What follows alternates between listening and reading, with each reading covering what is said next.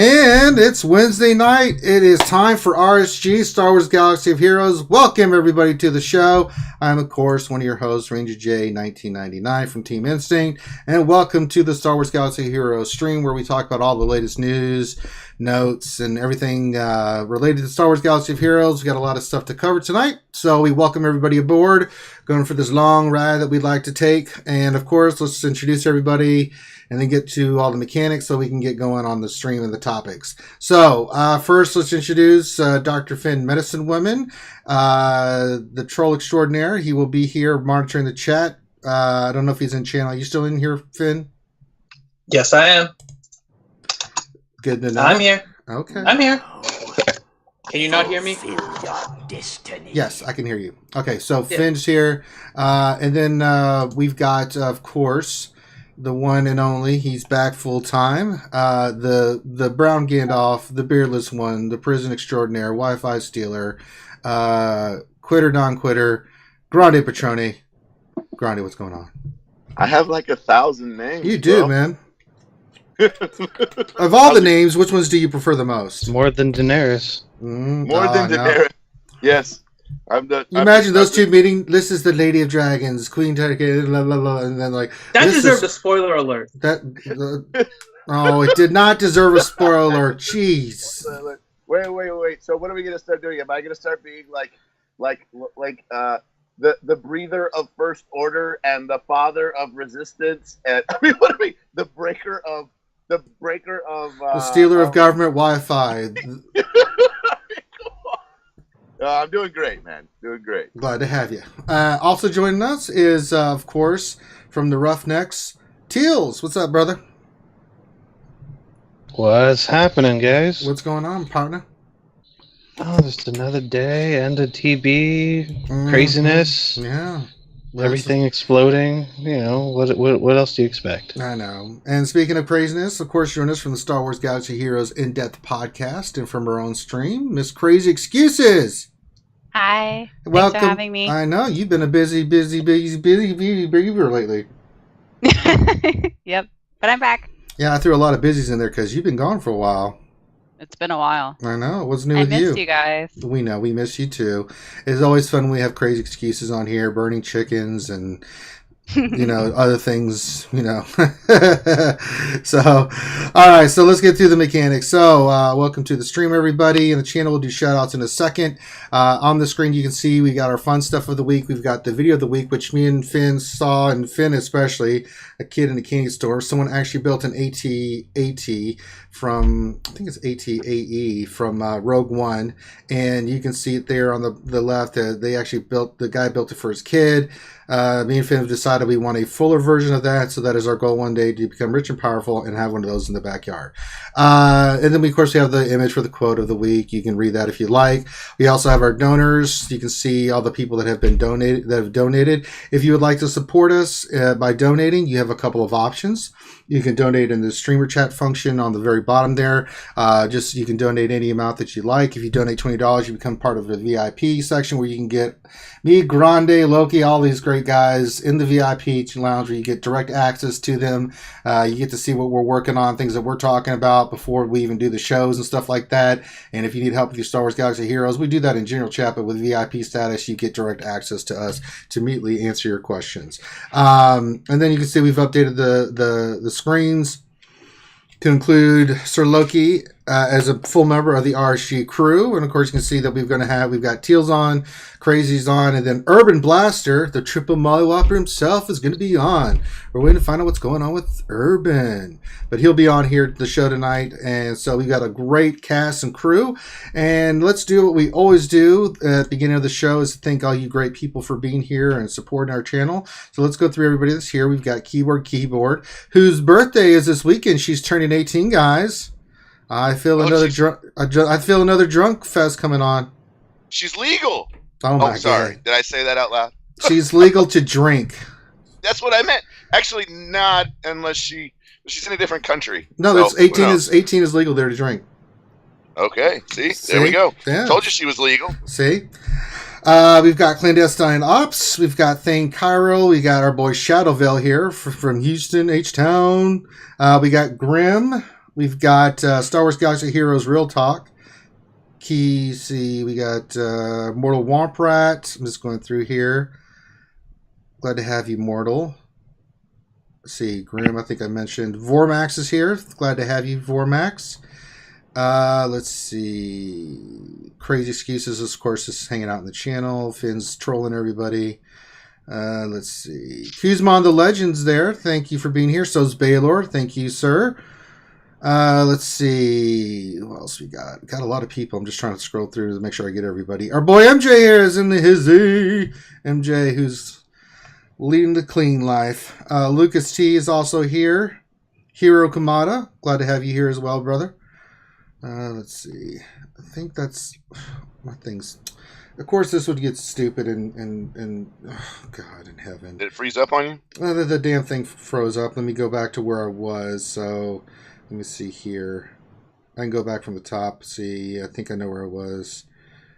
I can figure it out. I want to make sure I don't lose anybody. Okay, so it's a keyboard. Here's one Baylor. Looking for people that I haven't shut out yet. That's the thing. I mean, they really need to fix this aspect. Alibaba and the 40 Rebels is here. Holy, oh my God. Alibaba's here.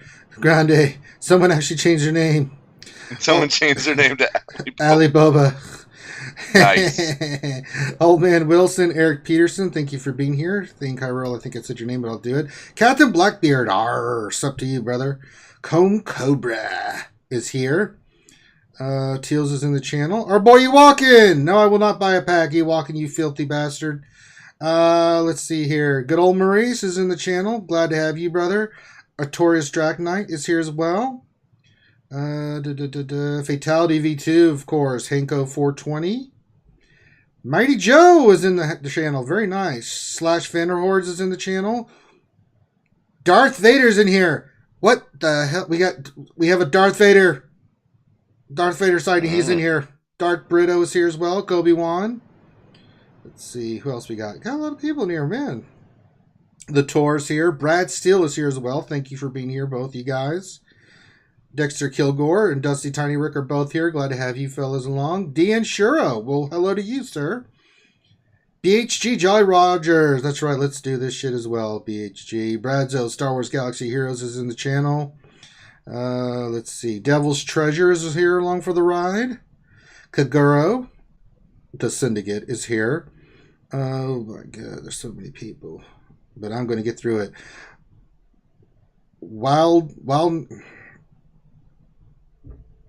I can't even. Wilderness LCNTR. I don't know how you're trying to pronounce your name with the abbreviations, but glad to have you. Rohan Figgy is here.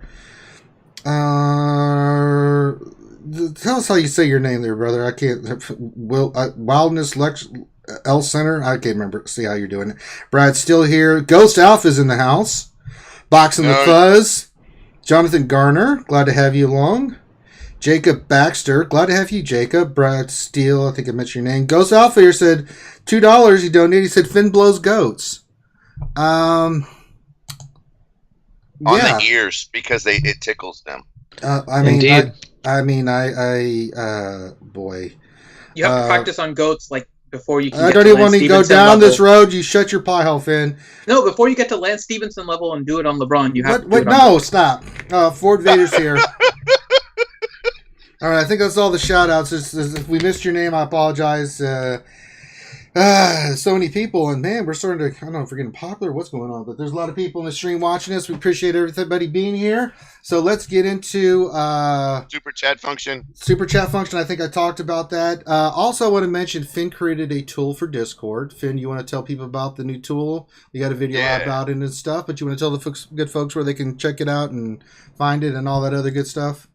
Yeah, sure. So it's on the forums. If you go into the art and media section, we have it posted there so everyone in the community can get access to it. If you're on our channel, it's listed in the RSG Knowledge Base playlist on our main page. And the video is called the Territory Battle Discord Image Tool. And it's essentially a way for you to use Discord as a way to see whether or not your guild members have been doing combat missions. It's going to be utilized more for the hardcore guilds, the one that are not necessarily just whales. It works for free to play as well, but those that are competitive, trying to eke out every little star, and really need to know who are the people that haven't been doing their combat missions. So it's a way for now, before the devs actually, hopefully, put a way in the game for you to manage that. Discord is a way that you can do it with the image tool. So if you go to the video, I explain kind of how you use the tool, and there's a link to our website where you can go ahead and download it as well. Awesome. So check that out. Ghost Alpha donated $2, said, just kidding, Finn, I know you prefer cows. Wow. It's getting crazy.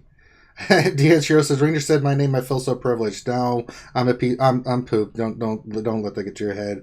And then Brad still asks, question, Ranger, did you hurl on the bottle break right before you ended Saturday's stream? No, I did not. I have never actually, I've only ever once thrown up after drinking large quantities of alcohol, and that's because that's a long story. But basically, I was with my brother, blah, blah, blah. We were at a party. I had drinking like a whole bottle of Southern Comfort. I was drinking a whole bottle of bourbon. There was one time you did get sick on stream. Remember that? That had nothing to do with drinking, though. I know. That had something with food poisoning. That was not a fun experience. And I didn't throw up there. I just had to really go to the bathroom. I'll just leave it at that. But no, and that's because I was too intoxicated. These girls thought I looked like I needed some cold water, and they gave me cold water, and I basically threw up like all the alcohol that was in me. You know, when you turn your stomach like that with ice cold water after you've been drinking, it's going to come out. So yeah. Clandestine Ops just donated something in the amount of, I think that's yen, but that equals to $20. Thank you, Clandestine Ops. Clandestine Ops, a good man. We appreciate you, brother. Probably need to get him on the show. So he's got a new video out, by the way. Oh yeah. I don't know if you guys have seen it. He and I've chit chatted back and forth a bunch about his video, which is kind of a funny take on another video, but he calls it The Birth of Spyless. It basically is Geonosian spy with CLS under a GK lead with Zeta Barris and Nihilus. It's really a cool video to watch. And part of the reason why it's cool is because he spends some time trying to prove me wrong that Geonosian spy is a worthless character. And that's the main reason why we like to kind of goat each other over that particular video. And if you have Finn there, he can blow on the goat's ear, apparently. Cow, goat, any mammal, you know. So, no, Brad, I did come back and end it, but that's because we've been streamed for 3.5 hours. And that was for Lady on Day, and it was her birthday, a special shout out. If you would like to get drunk with Ranger on a stream and it's your birthday, let me know. I guess that's the thing now. Everybody wants to hang out with Ranger. We had a great time on Saturday. If you haven't listened to the Saturday stream, we were having a blast. We did territory battles. Good. We did territory battles. We did GW. Grande and Loki kept it real while me and Lady on Day got shit-faced. And pretty much. I basically gave them a hard time doing battles, doing Harry Carey and other impersonations. So, yeah. Let's see. We've got the if you guys Twitter question. Twitter question. It says, what is the question this week? When Lobot isn't needed in a platoon, he is doing fill in the blank. So that's the Twitter question. We put it up on Twitter. You guys can go and take a look at it, and we'd like for you to answer the question. So give us a reply on Twitter, and we will read them at the end of the show. Absolutely. Basically, when Lobot isn't needed in a platoon, he is doing blank. All right, so go there and we will scoop that up as all the answers, and we will read that. Shadowville just donated $5. My brother from another mother in H-Town, and he said, I came for busy beavers and landing strips. Giggity. All right. I like that thinking, Shadowville. All right, so guys, appreciate all the donations, man. And if people have asked what do we do with the donations, we put it right back in the stream. We buy equipment, we pay for better internet. We don't keep it. I mean, I would love to where we made a fortune where I could just buy hookers and blow, but we put it back in the channel. I mean, Grande needs he needs what do you call it? Commissary privileges from the jail prison. So like things like sugar, salt, hot sauce, we use it for that as well. For real though, I mean, but they're all code names for drugs. in all seriousness, I mean, I don't know if you guys remember, but Ranger used to have a garbage mic.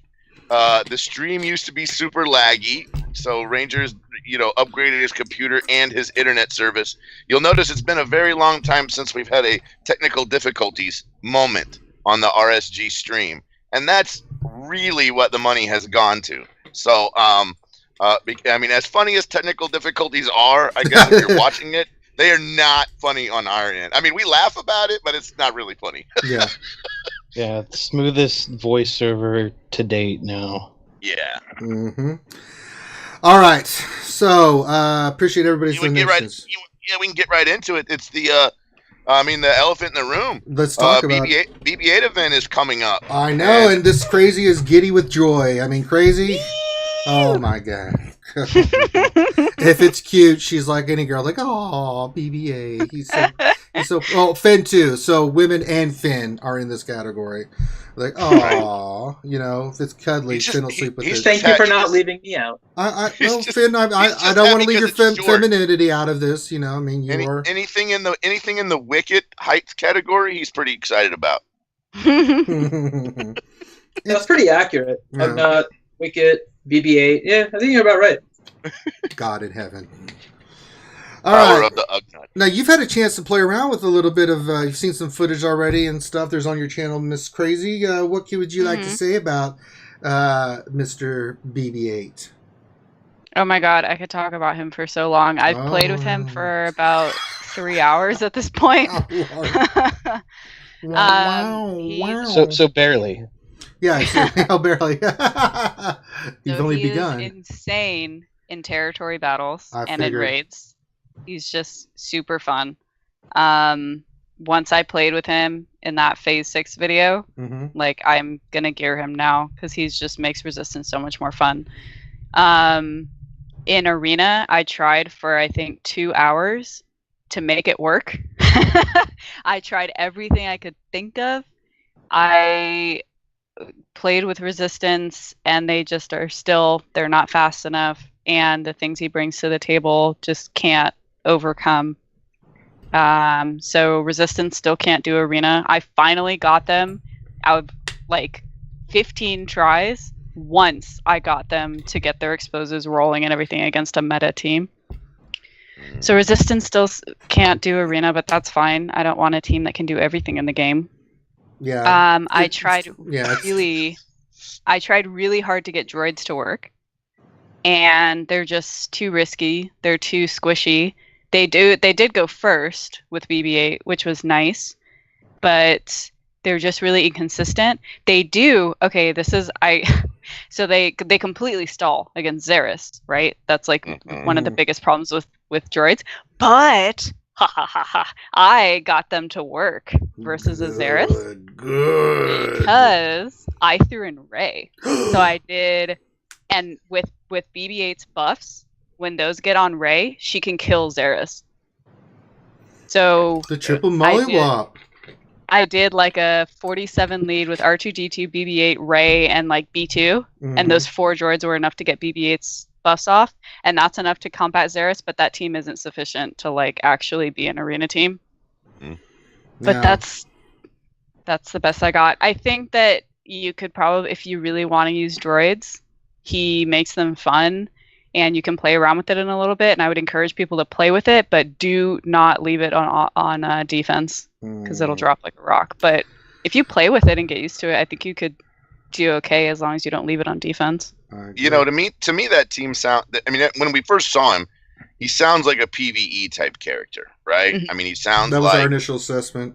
Heroic AAT. He's gonna make two groups super amazing in the heroic AAT and P2. And these characters with these huge cooldowns like you're talking about, I mean, they're meant for a 6-round battle in territory battles. I mean, that's how you're going to get to that 70 turn cooldown. It's going to be ready at least once, maybe twice, maybe 3 times. I got it off like 6 times. Nice. There you go. Nice. It got off cooldown in the 2nd wave. Nice. Yeah. Isn't that crazy? I was completely shocked.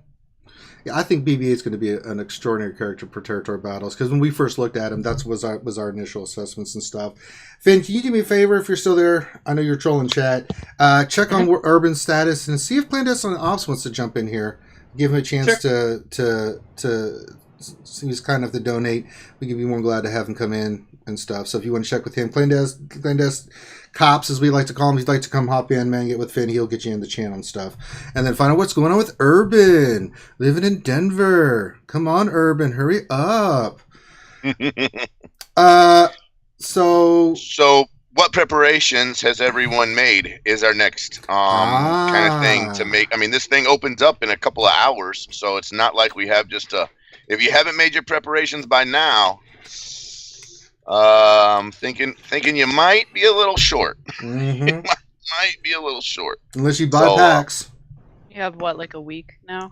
Well, from the start of the event, how long is the event going? I believe it's only a 3-day event. Let me go back and look at it, but I do not think it is a full week. I think it's only 3 days. Let me come back. Let me jump onto the forums here real quick. But you asked the question. I'll start it off. What preparations have you made? I mean, my first order team's pretty geared with officer and everybody. The only thing I had left to do was first order stormtrooper, and I'm like 88 out of 100. So I'll refresh at my 10 o'clock payout, usually probably after the stream.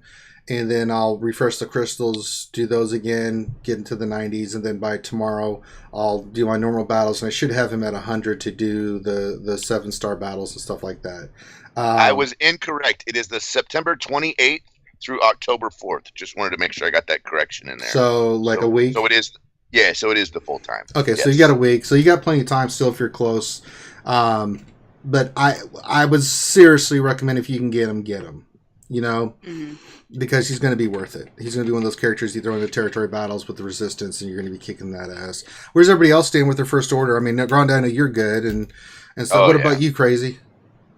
I'm ready. I just had to finish off first order Stormtrooper, and I went hard during the double drops, and I finished them off. So good. I'm so excited to use my Xylo again. I know. Mine's, this has been sitting there just collecting dust. Those my Captain Phasma.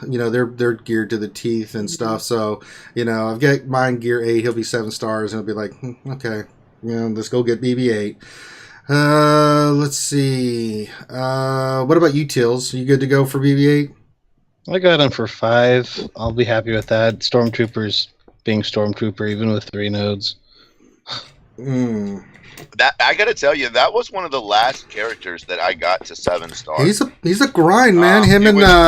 It was a real grind. I mean, and people are like, well, it's got 3 nodes and all, and I'm like, yeah. For a long time, it only had 2 nodes, and for a very long time, and he also doesn't pop. Back when we'll talk about this later on. Back when the Shard Shop was back in my day, he didn't show. Back in my day, when you got characters out of the Shard Shop.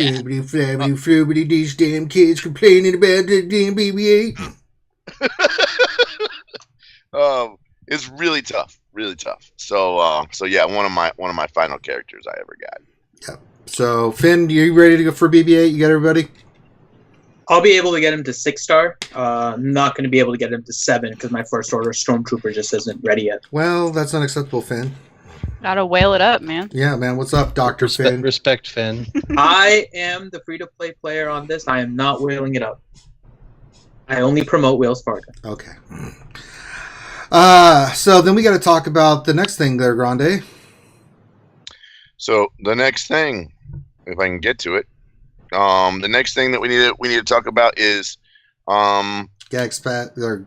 Yeah, cap gas and the difficulty of the BB-8 event. And on Reddit, there were some questions because it says you have to be level 20. Level 20 is for the very first thing. It's like that's like your ticket to ride in the very first of the 7, probably 6 or 7 different or 5 different tiers of the event. And it was like, oh, it's gonna be super easy, and I'm like, nah, they've said this before. Basically, they're saying it's gonna be comparable to the R2D2 event, which means, and so if we say comparable, that probably means Gear 7, Gear 8, with decent mods. Gear 9 with probably whatever you got on them. All the way to 6-star or 7-star. It'll probably be relatively mild until you get up until the final 2 where you would get the 6th and the 7th star for him, and then it would probably be pretty relatively difficult in those 2 areas. All right. No. So now you have a baseline. If it's like the R2D2 event, if you've got Gear 8 tunes, you should be okay. You may have to do it a couple times. Unless you're drunk for Crazy's birthday, like Ranger was when he did it the last time. How dare you, sir? And he was like, "Hold on, real talk," and then he got it. We had to have a real talk moment. And I was mashing buttons like, "Ooh, I'm going to use this ability." They're like, "No!" I'm like, "Yay! I'm going to use this ability," and I got wiped. What happened? It's like, yep. Yeah, don't do it while you're drunk. That's another thing about this is if you're intoxicated, then you definitely don't want to be doing that. All right. Territory battles. We have cops with us, by the way. Oh my god, nice. We've got cops finally. Is? Clandestine is Cops, are you there, buddy? Say something, cops. Check your mic to make sure it's not muted. Good morning. Well, hey. Good morning. Yeah, my mic is not muted. Oh, nope, there we go. There. So we're glad to have you, bud. Glad to have you here. I'm glad to have a counteraction to Grande because I'm sick of having to control him. Oh man. You there? Hey, you're in Japan, aren't you? Clandestine? I think he's check. 1 2 1 2. There you are. Yeah, I got you. 1 2 1 2. Yep. Hey, you're in Japan, aren't you? I think we've talked about this before, right? Correct. That's where you're at. That's super awesome, dude. So that's why he said good morning, is because it is morning for him. Konnichiwa. Yeah, it's what 6, 7 o'clock in the morning for you, something like that. 9:28. Nice. Oh my god, that's craziness. All right, and our bestest buddy in the world, Urban Blaster Assassin Master. Oh my god, is he there? What's up, dudes? It's your best god. buddy in the freaking galaxy. Oh my god, we got Clandestine and we've got the Urban Blaster back. Yay! Urban, you filthy turd. What have you been up to? Just crushing these territory battles. Oh yeah. Finally got a handle on the situation. What does that mean? We're getting loot and kicking ass. You've been using the triple mollywop on these fools? Yep. All right. Well, let's ask you and Clandestine Ops. We'll start with you, Urban Blaster. Are you ready for BB-8? Do you have the first order characters ready to go? I got a first order stormtrooper to 6 stars today, so I'll get BB-8 at 6 stars.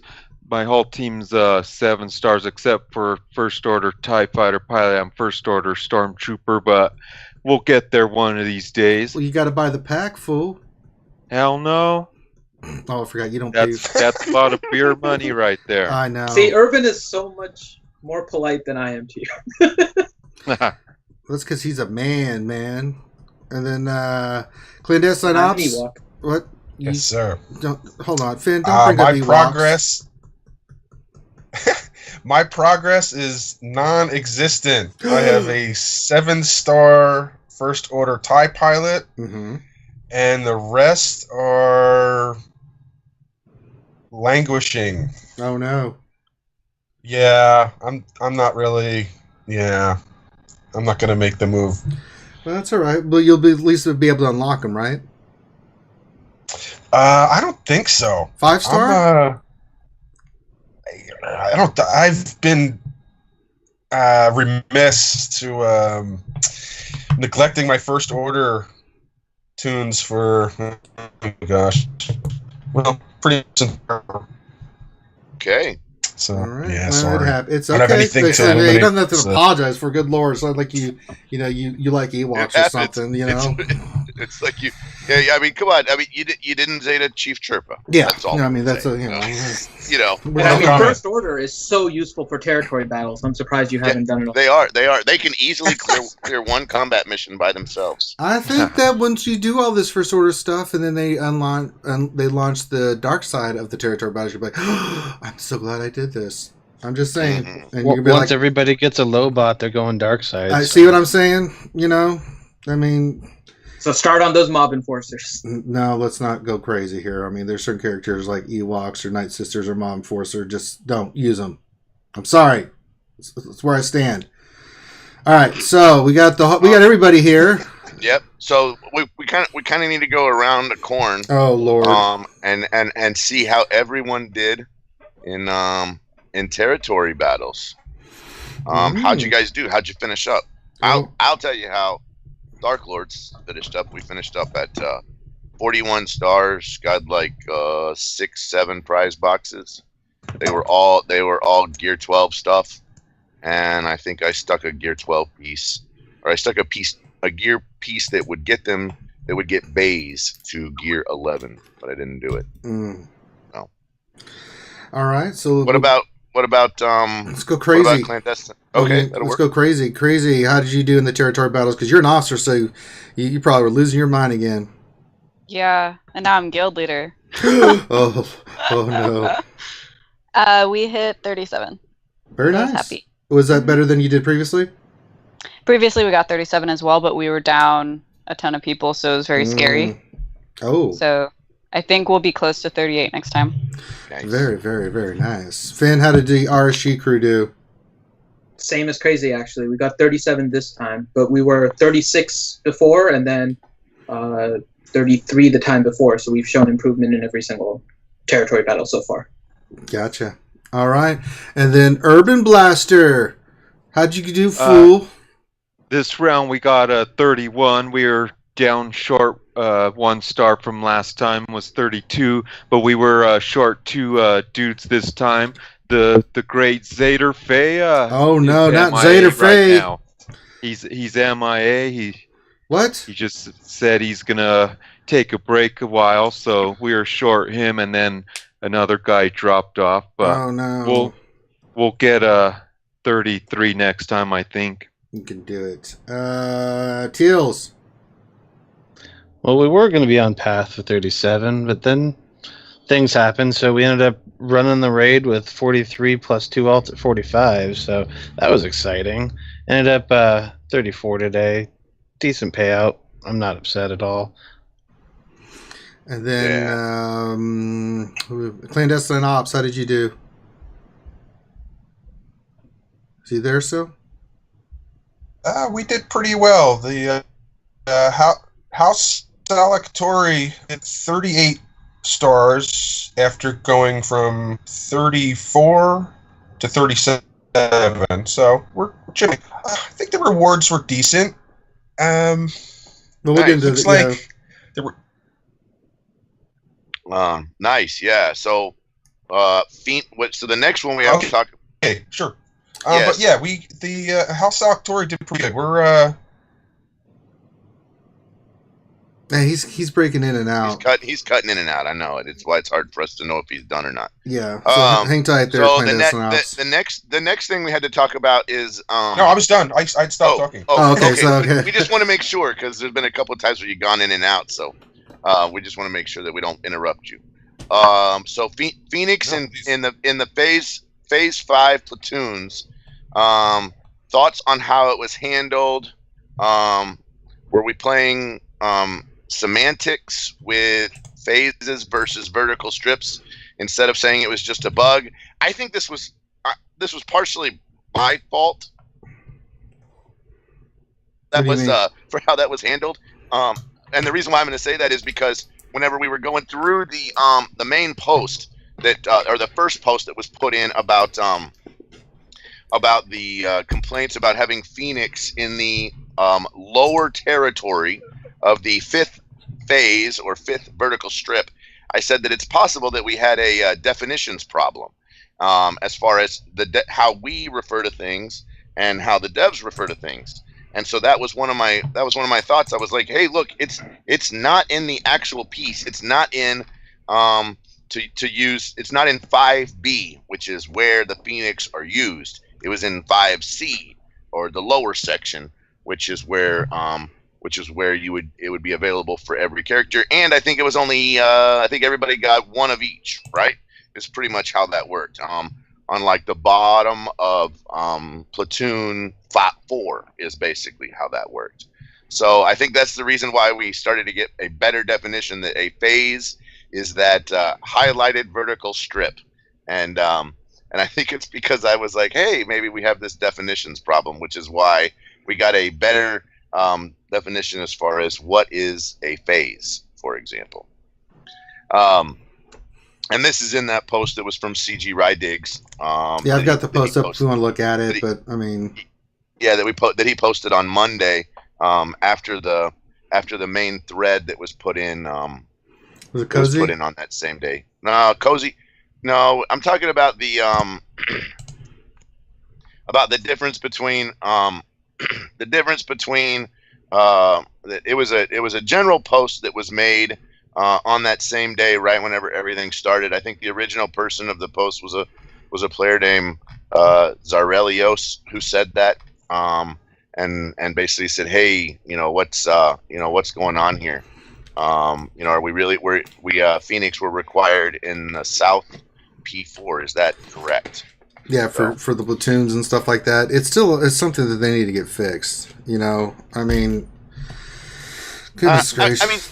I mean, to be honest, one section of 5 Phoenix is not the end of the world. I mean, it's not like some guilds before where we had 5 or 10 Heras. But you're right; it did not actually meet what we thought was the intention, I guess, of their. Yeah, it says the reply from Rydig says that they intended it to be that way, but it didn't, and they couldn't update a live territory battle, so it's supposed to be fixed. That's what I'm looking at right now. Yeah. So fingers crossed. Yeah.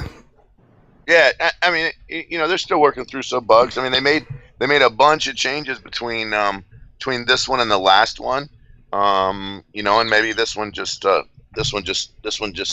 kind of slipped through, I guess. Yeah. So they'll get it right. If they get it right next time, great. If not, then we have to do Grande. Exactly. Blame Grande again? Well, yeah. Blame Grande. And then I'll tear his ass up. Whatever happens. So this is what you do now? So you quit, you come back, and then you just cause trouble for the rest of us, right? Yeah, thanks, Grande. Look, whatever happens, good, wrong, or bad, is you can easily blame Grande Patron because, for whatever reason, I decide which way the wind blows as well. I don't know if you guys knew that or not, but I am in control of everything from my prison cell. Right. Just gonna say that. Well, you got to have that power. You know what I'm saying? Or... I mean, I don't know why they do what they do when they do, but they are trying to be more sensitive to the community and more and hey, King's X, good on them for basically saying it didn't quite work out the way we thought. We'll fix it for next time. They made a ton of good changes. Yes, they did. Territory battles. So the fact that we happened to have one dude had to basically fall on their sword and use the stealth leader from Ezra. Hey, worse things could have happened. Yeah. All right.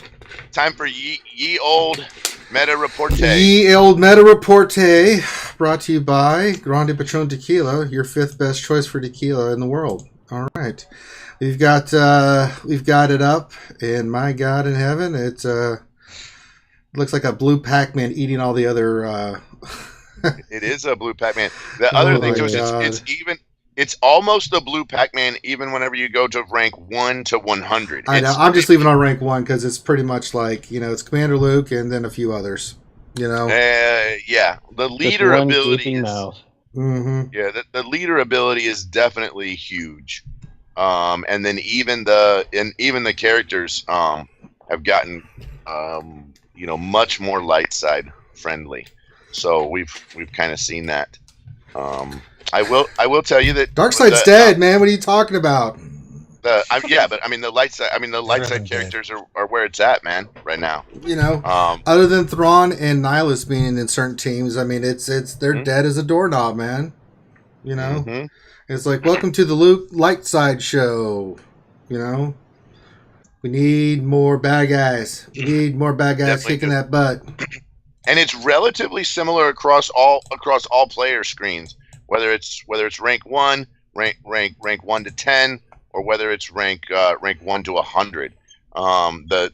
The bright shining hope that I see is that at least we have a little bit of diversity, and I'm talking a small amount of diversity with characters on the team, and then that you seem to have some people kind of going back and forth between whether they're using Thrawn or they're using Nihilus or even you're seeing Barriss Offee kind of making a big climb. Yeah, that we it's an haven't seen annoying before. team. Yeah, That's the Barriss Offee teams have really kind of taken off the Zeta Barriss.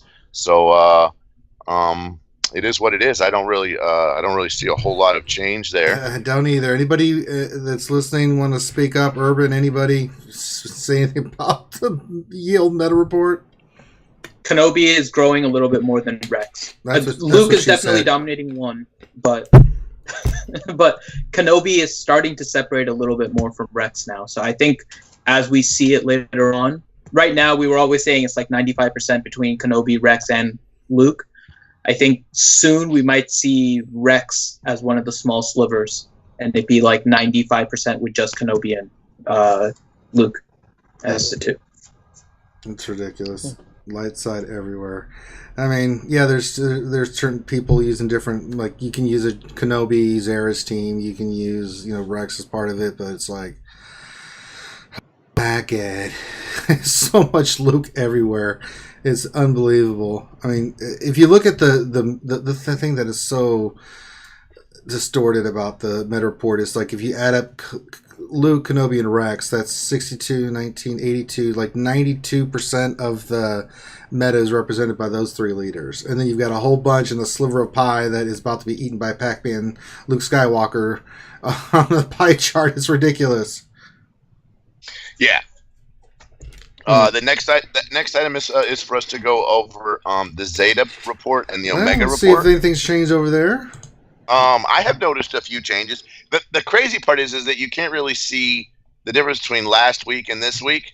But R2's climbing, man. The R2 is seriously climbing. Him and R2's Commander Luke are. Yeah, those Yes. are the two big ones. And it's the same thing. These Zetas are really for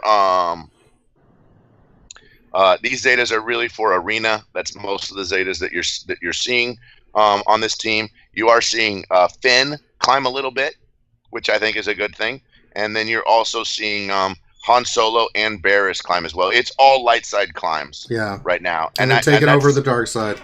And they are. I mean R2's got a long way to go before he catches up with Vader. He's jumped leaps and bounds from the previous 2 weeks. I mean, last week he really skyrocketed, and this week he's really skyrocketed. Same thing with Luke. Yes. That's kind of where we're at on the Zetas. Omega report doesn't quite change as much. No, not really. As the Zetas. Just kind of going through that. That's also kind of a better balance on the players. But whenever you kind of look here, you'll still see that it is that you are seeing R2 climb, and it's basically what's interesting with R2 is that everybody that's got him has everything Omega. Mm-hmm. It's very rare that you see somebody who just Omega's one and not the rest of them. Mm-hmm. So if people have R2 unlocked, they're knocking everything out for sure. But that kind of takes care of our Zeta and our Omega report. Yeah, brought to you by Grande Patroni prison style tequila.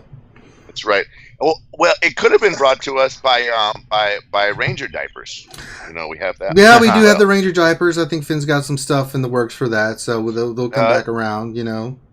By the way, it is time right now for our small infomercial break. Oh, we do need. That's right. Good segue, by the way. All right, so, and now remember all the guests that we keep silent during this, and then when I pop back in to say something, that we can talk about it. But yes, we have a new.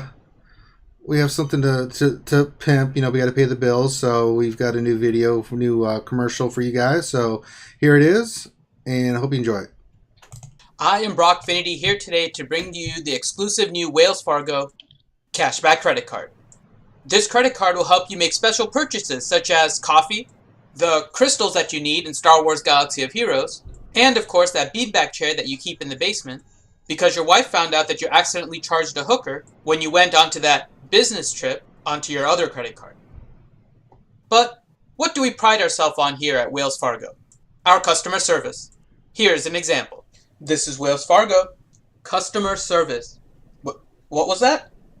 Oh wait, you're real? Here at Wells Fargo, we always make sure that you speak to a real agent. So I'm real. My name is Finity. How can I help you? Wait, your name is Finity? My name is Finity. No way! Way! Okay, so do you like Star Wars? Of course, who doesn't? Okay, so let's try this. On a count of 3, name your favorite character. 1, 2, 3. Wicket! Oh my god, I love you guys. Okay, so the reason I'm calling is because I made a purchase in-game and then found out the devs misled me. Not a problem. We have your back. Let me go get some more information and we'll see what we can do. That was Wells Fargo. Now let's see how one of our competitors handle customer service. Welcome to AE Customer Support. My name is Finity. How can I help you? Your name is Finity? My name is Finity. Sir, do you have an actual question? I don't have time for this. Oh, sorry. I made a purchase in-game and found out that the devs misled me. Sir, you are a grown-ass man. You shouldn't be playing games to begin with. Just go on the forums or something and complain where people may care. I mean, I don't know what else to do for you. I hope you are satisfied with our customer service today. Have a blessed day. Just shocking. Now, let's hear from a real Wells Fargo customer. I was playing a game, Star Wars Galaxy of Heroes, which I had played for about 2 years. Recently, the game was making some fatal mistakes in maintaining the player base, so I quit. When the community managers came out and said that they were going to make changes that they should have made during quality control testing, and they showed that they were trying, I decided to come back. That, plus wanting to help my guild, made me come back. But because of the competition, I fell behind during that time, so I needed to catch up. Wells Fargo cashback credit card was there for me in my time of need. And because I mentioned Grande Patron's name, I was given 1% APR for the first 6 months. Thanks, Wells Fargo, and thanks, Grande Patron. So stop putting those creepy dead guys in your pocket where God knows what they're looking at in Pervinon. Just get the new Wells Fargo cashback credit card. And for those of you that are trying to have a more discreet credit card in your wallet, we have the new Whalemart card for you. Looks just like one of the major retailers, but you and I will know what it's for. So Wells Fargo cashback credit card. Get one today. I am Brock Finity. And there you go, the new Wells Fargo credit card. Finn, you are brain dead, dude. Inmate number 8675309. Really? I think I know that. It's a song. 8675309. Yes, no, it's a song. And it's not Jenny. Yeah, Jenny, who can I run to? Yeah, that was awesome, brother. You did a great job. Well done, Finadoodle. Although someone did point out in the chat, and we had mentioned earlier that this would happen. We were correct. You did have a plushable BB-8 toy that was on your It's bed. not a plush. So It's actually a hard BB-8 toy. Urban. It's a remote control. No, it's not a remote control. It's actually one of the drink cups from Disney, but I don't fill it with anything because it's just a really cool toy as it is. So I just like have it roll around. That's what mine is a lamp, but I don't use it as a lamp. I just use it as a toy. I like Crazy. Oh, Crazy knows how it goes. Mm-hmm. Just ridiculous. anyway, super great job. Oh, Lord really, in heaven. Really appreciate it. Wow. Next item on our agenda is to go around the corn again with some other questions, which were the first one is thoughts on the loot in general that we got from territory battles. Oh, so yeah, this is a big issue. It is a big issue.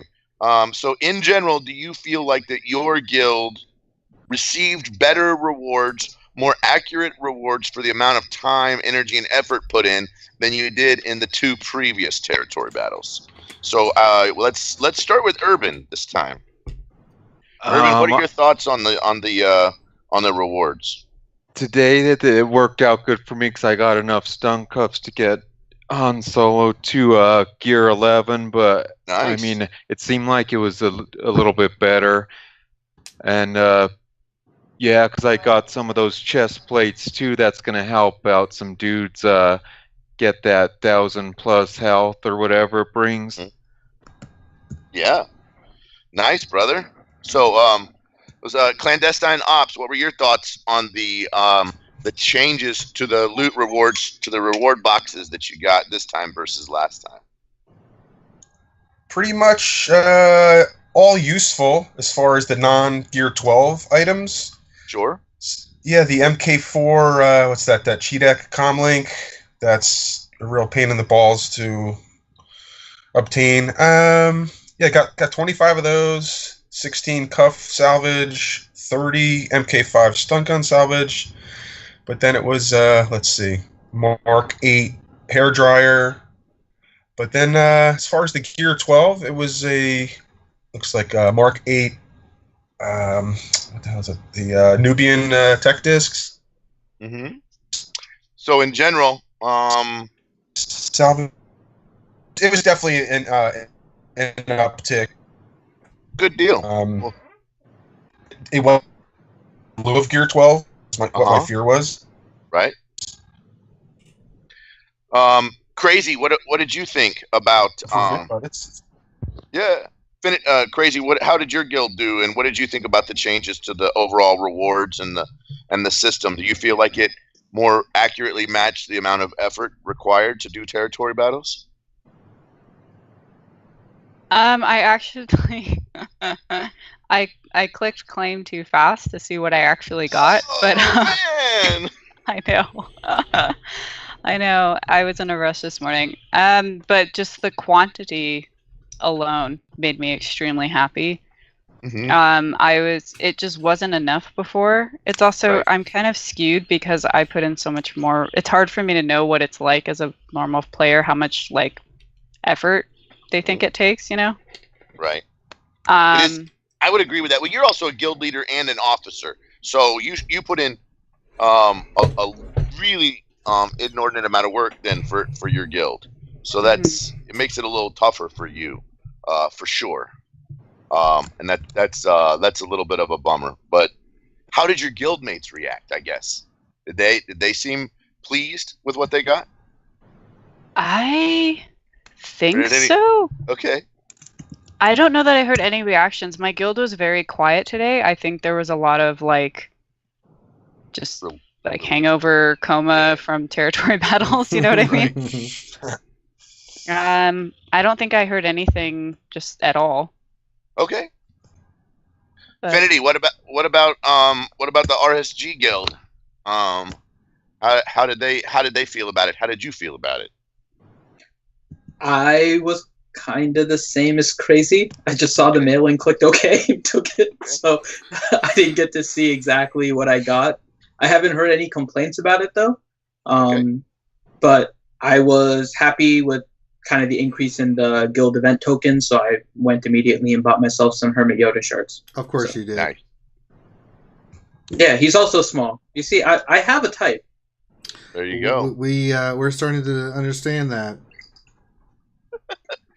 Okay, and then let's see, Teals, how did you feel about it? Yeah, insta clicked and claimed. Thankfully, someone in my guild was nice enough to crop a picture of what we got. Overall, not too bad. Got more of those Mark 7 boom boxes that I need everybody to get just to get up to that Gear 12 push. So that was nice. And my actual Gear 12 pieces, I had green dots next to it, so that's a good sign. Right. That's awesome. What about and then so my guild did really well. I was excited. Like I said, mine worked out super well. Ranger, how about you? I think this kind of segues nicely into the next portion, which is about guilds that got 43, 42 stars or better, somewhere in that range. Before we jump to that, though, we do have somebody else here too. What? Oh, who's that? Crazy's buddy, Naughty Karate. Oh my God! We've got the two stoners in chat. We got Urban and Naughty. Let's just let them talk. Hey, hold on. Crazy's not a stoner. Who? He's a statistician. Who? Naughty. I don't think he met me. No. I said Urban. and naughty, not crazy. Oh yeah, Irvin. What's You've that proven my movie, Blaster? point.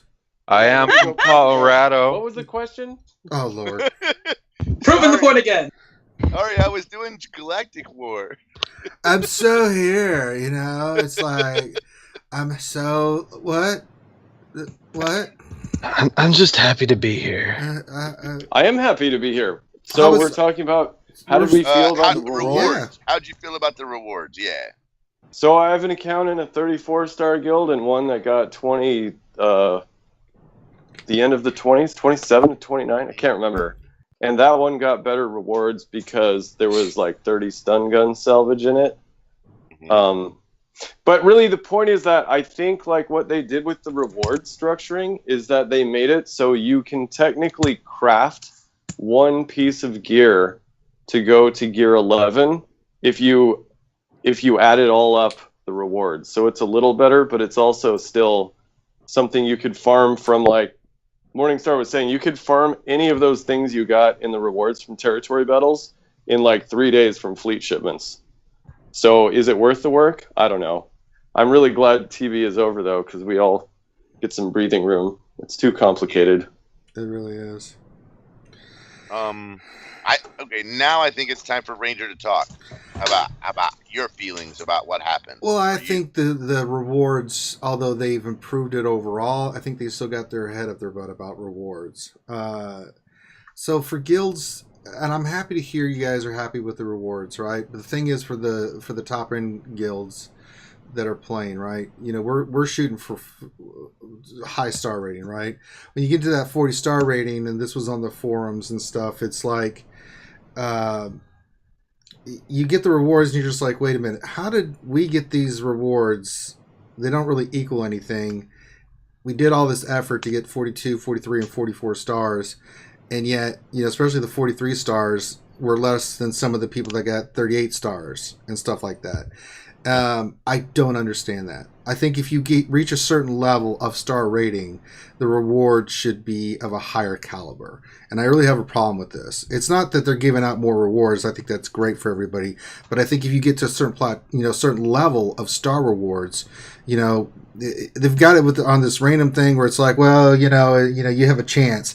Horse crap. You know, if you get to 42 stars or 44 stars, like, you know, you've got with the Alliance and BHG and the guys from Team Instinct, that means these people, you know, are expecting to put that much effort to get that high, and then you get like some salvage that doesn't equal anything. It's pretty disheartening. It's like, why even bother? We might as well just get 38 and, you know, maybe we'll get a better chance at getting better rewards. You know what I'm saying? You know, yeah. I mean it's honestly, it's just jacked up, you know, and it's something that they need to address. And I'm not talking about being specific, but I mean, well, no, I think it's prize boxes in general. Yeah. Right. So we've seen this before where, you know, so in Dark Lords, we tracked this for a real long time. Right. We had a couple players that this is what they did. They asked for screenshots from Heroic AAT.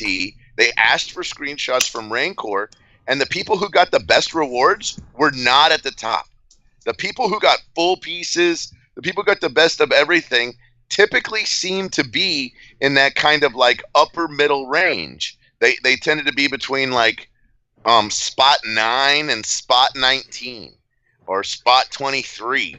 And so this mechanic that is in territory battles works. I mean, it's prize boxes. All the prize boxes, more than likely, work off of the same kind of RNG or the same type of program. right. And so what it means is that you potentially have a guild out there that got 23 stars, and, you know, it's just ticking along, and they got like 2 fully crafted pieces. You know, I mean, they like. You know, they're just like, oh, cool, right? And the rest of us are sitting here going like, can I have some more porridge, please? Can I send more, please? It's kind of interesting that given all of the restructuring preparation and planning that we all did to try and eke out a couple extra stars, that it was so non-worth it. Our working theory was it can't work like the Hat Raid where you can carry like a weak guild with 2 strong players or 1 person that can solo every phase. But territory battles, apparently, it doesn't matter. It's, Until it's, they restructure the rewards. yeah, I mean, I'm looking at BHG, Jolly Rogers, like 44, their rewards were garbage. It's like, what is going on? Yep. You know, so that's, you know, all the top guilds that got 40 stars are like, you know, I mean, if you think about it, you know, here's the thing: is the cutoff was at 42. Mm-hmm. So if you were below 42, you're fine. But if you were above 42, you were not fine, right? So we didn't super. We could easily, Dark Lords could super and end up with a guild at like I think it was like 140 something million GP, and we didn't do it. We didn't do it because we felt like that was a poor choice for our particular member group. However, some of these guilds that have pushed really hard to restructure and make one guild super awesome, it's kind of ironic in a way that they didn't get the rewards that they thought that they should have this time. Whether that was a mistake, whether that was social I don't know justice. if I'd call that ironic. I'd call that schadenfreude. well, the thing too, Foul Balls is saying, getting more stars than most other guilds should be its own reward. It is, but you're not doing it just for the stars. It's not just we're doing it because it's bragging rights, but it's we're actually playing the game. Most of the people in these big guilds, in these big groups, are maxed out on their Gear 12 stuff, right? They don't need anything else. They're just looking to get those Gear 12 pieces. You know what I'm saying? And that's one of the reasons why they're shooting for such high stars, is to take those characters to the next level. But when you don't even have an opportunity to get that, it's like, what did they made all this time and investment and money for? Yeah. That's the thing that's really frustrating for a lot of those guys is, they've got these rosters. I mean, you look at rosters in these guilds like BHG and Alpha and TI, and you look at their rosters and how many Gear 12 they already have. It's astronomical, and they're not looking for Gear 10 salvage. You know what I'm saying? And the fact that they do all this effort and spend all this time and wait and use all this money to get their characters in the position so that they can shoot for those high star levels, and then the rewarded is that's kind of like a slap in the face of those guys. You know what I'm saying? I mean, I'm glad to hear that the lower players are getting good rewards, which they should, right? It should be rewarding to do whatever level you should territory battles. But I think at that higher level, the effort's got to be rewarded correctly. Is the thing I'm trying to say. I remember you saying, Ranger, last time? I think it was on the last stream or the one before.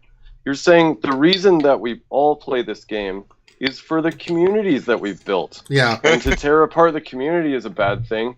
And then we found that shredding it up doesn't even really matter. But there's also these top level players that why else are they here other than to advance their game? But really, we're all here for each other in the end. And it's kind of ironic we're talking about this again. And we're like, wait, why did we restructure it all? I could still be hanging out with my friends. There'd be no difference. Yeah. So I think we just have to. Yeah. Foul Balls is making a statement in there.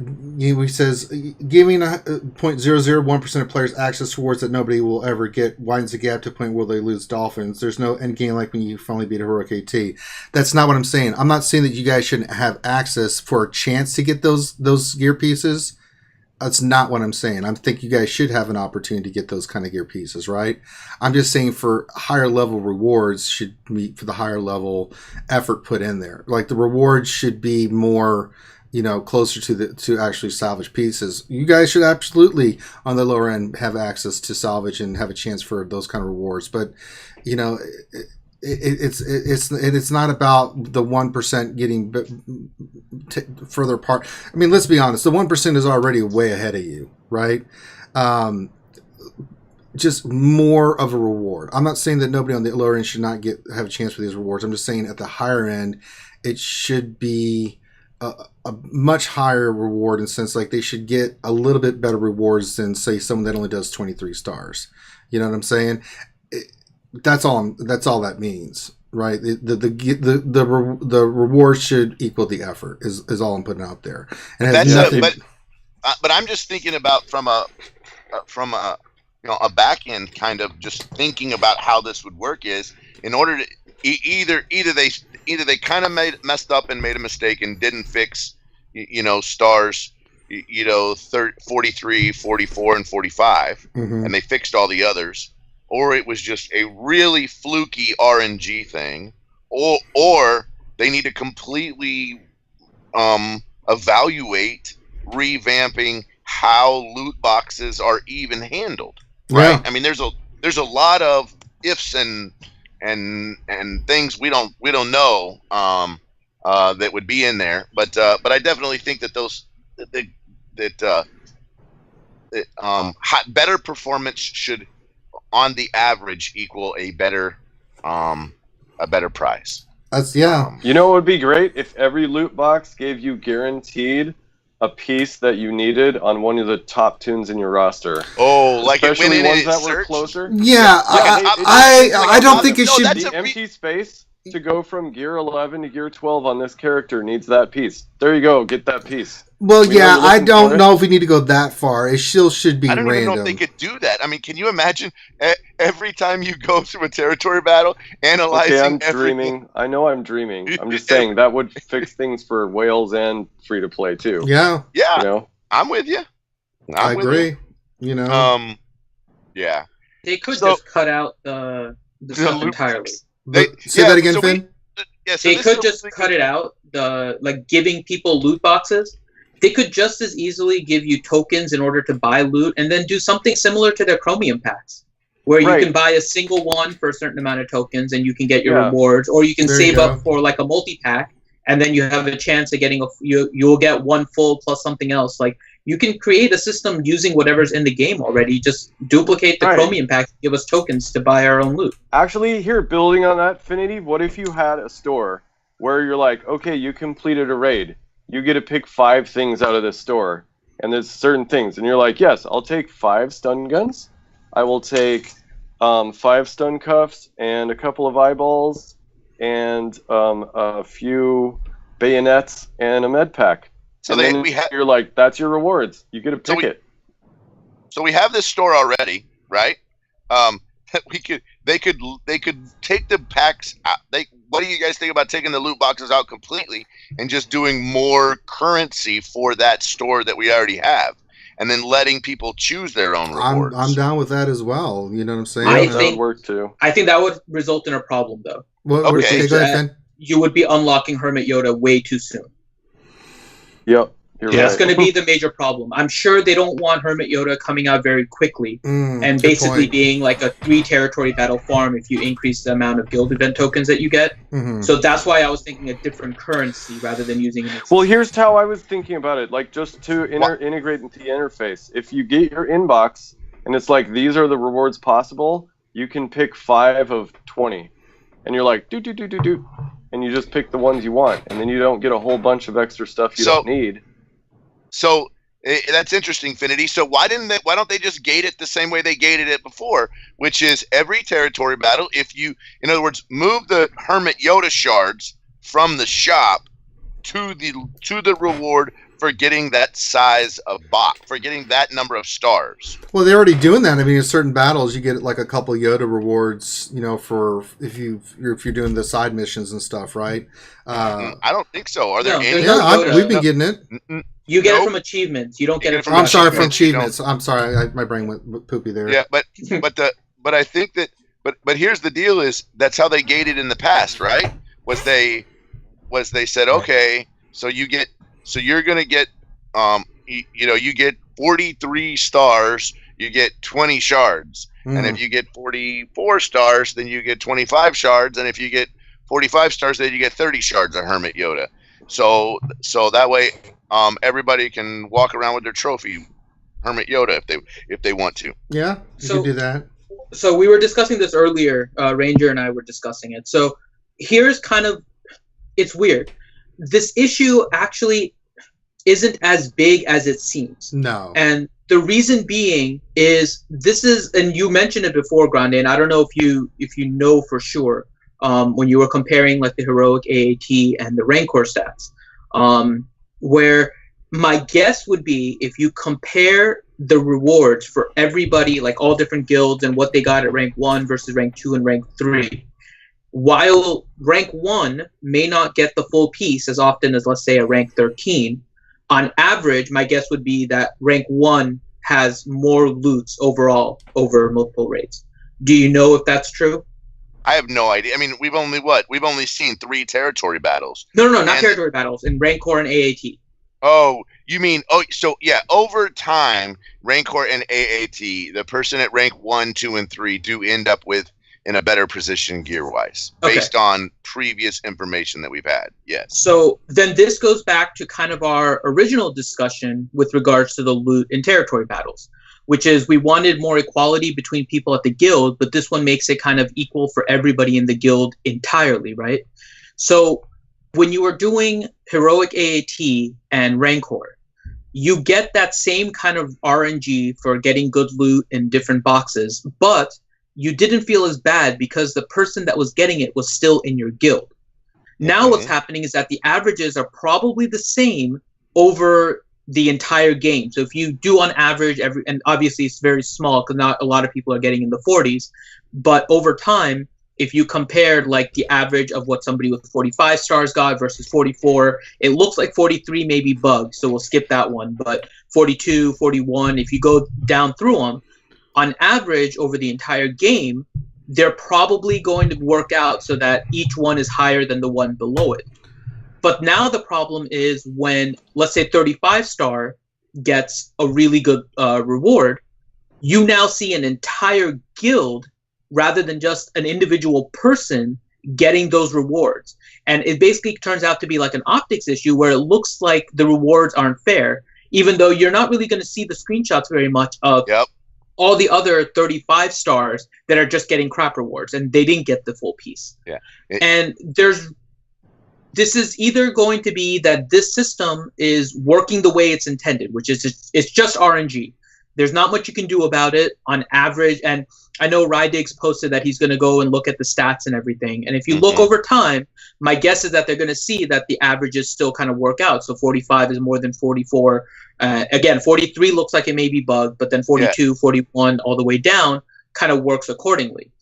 But if there's an issue with the rewards for this particular mode, so territory battles, then we would actually need to change the Rancor and the AAT because they're pretty much founded on the same principle, which is that the averages will work out over time, and we're just kind of relying on RNG. Now, do we really want no RNG? Because then you would result in lower guild never having a chance at full gear. Maybe that's fair. Maybe that's not. Well, the RNG is that they have a chance on they have their normal rewards, but then they have a chance to get a piece of higher gear. You know what I'm saying? Right. To help them out. That's the RNG base, but the rewards themselves, right? Finity makes a good point though about the damn RNG. Yeah. I mean, I've never been a fan of it. Well, myself. But we like RNG because RNG on some level makes it where we can go way above what normally would be considered appropriate. Well, let me clarify my statement. I don't like RNG for territory battles. Now, it's different for the heroic AAT and the Rancor raid. I think this is the thing that drives me crazy. What works for one system does not necessarily translate to another system.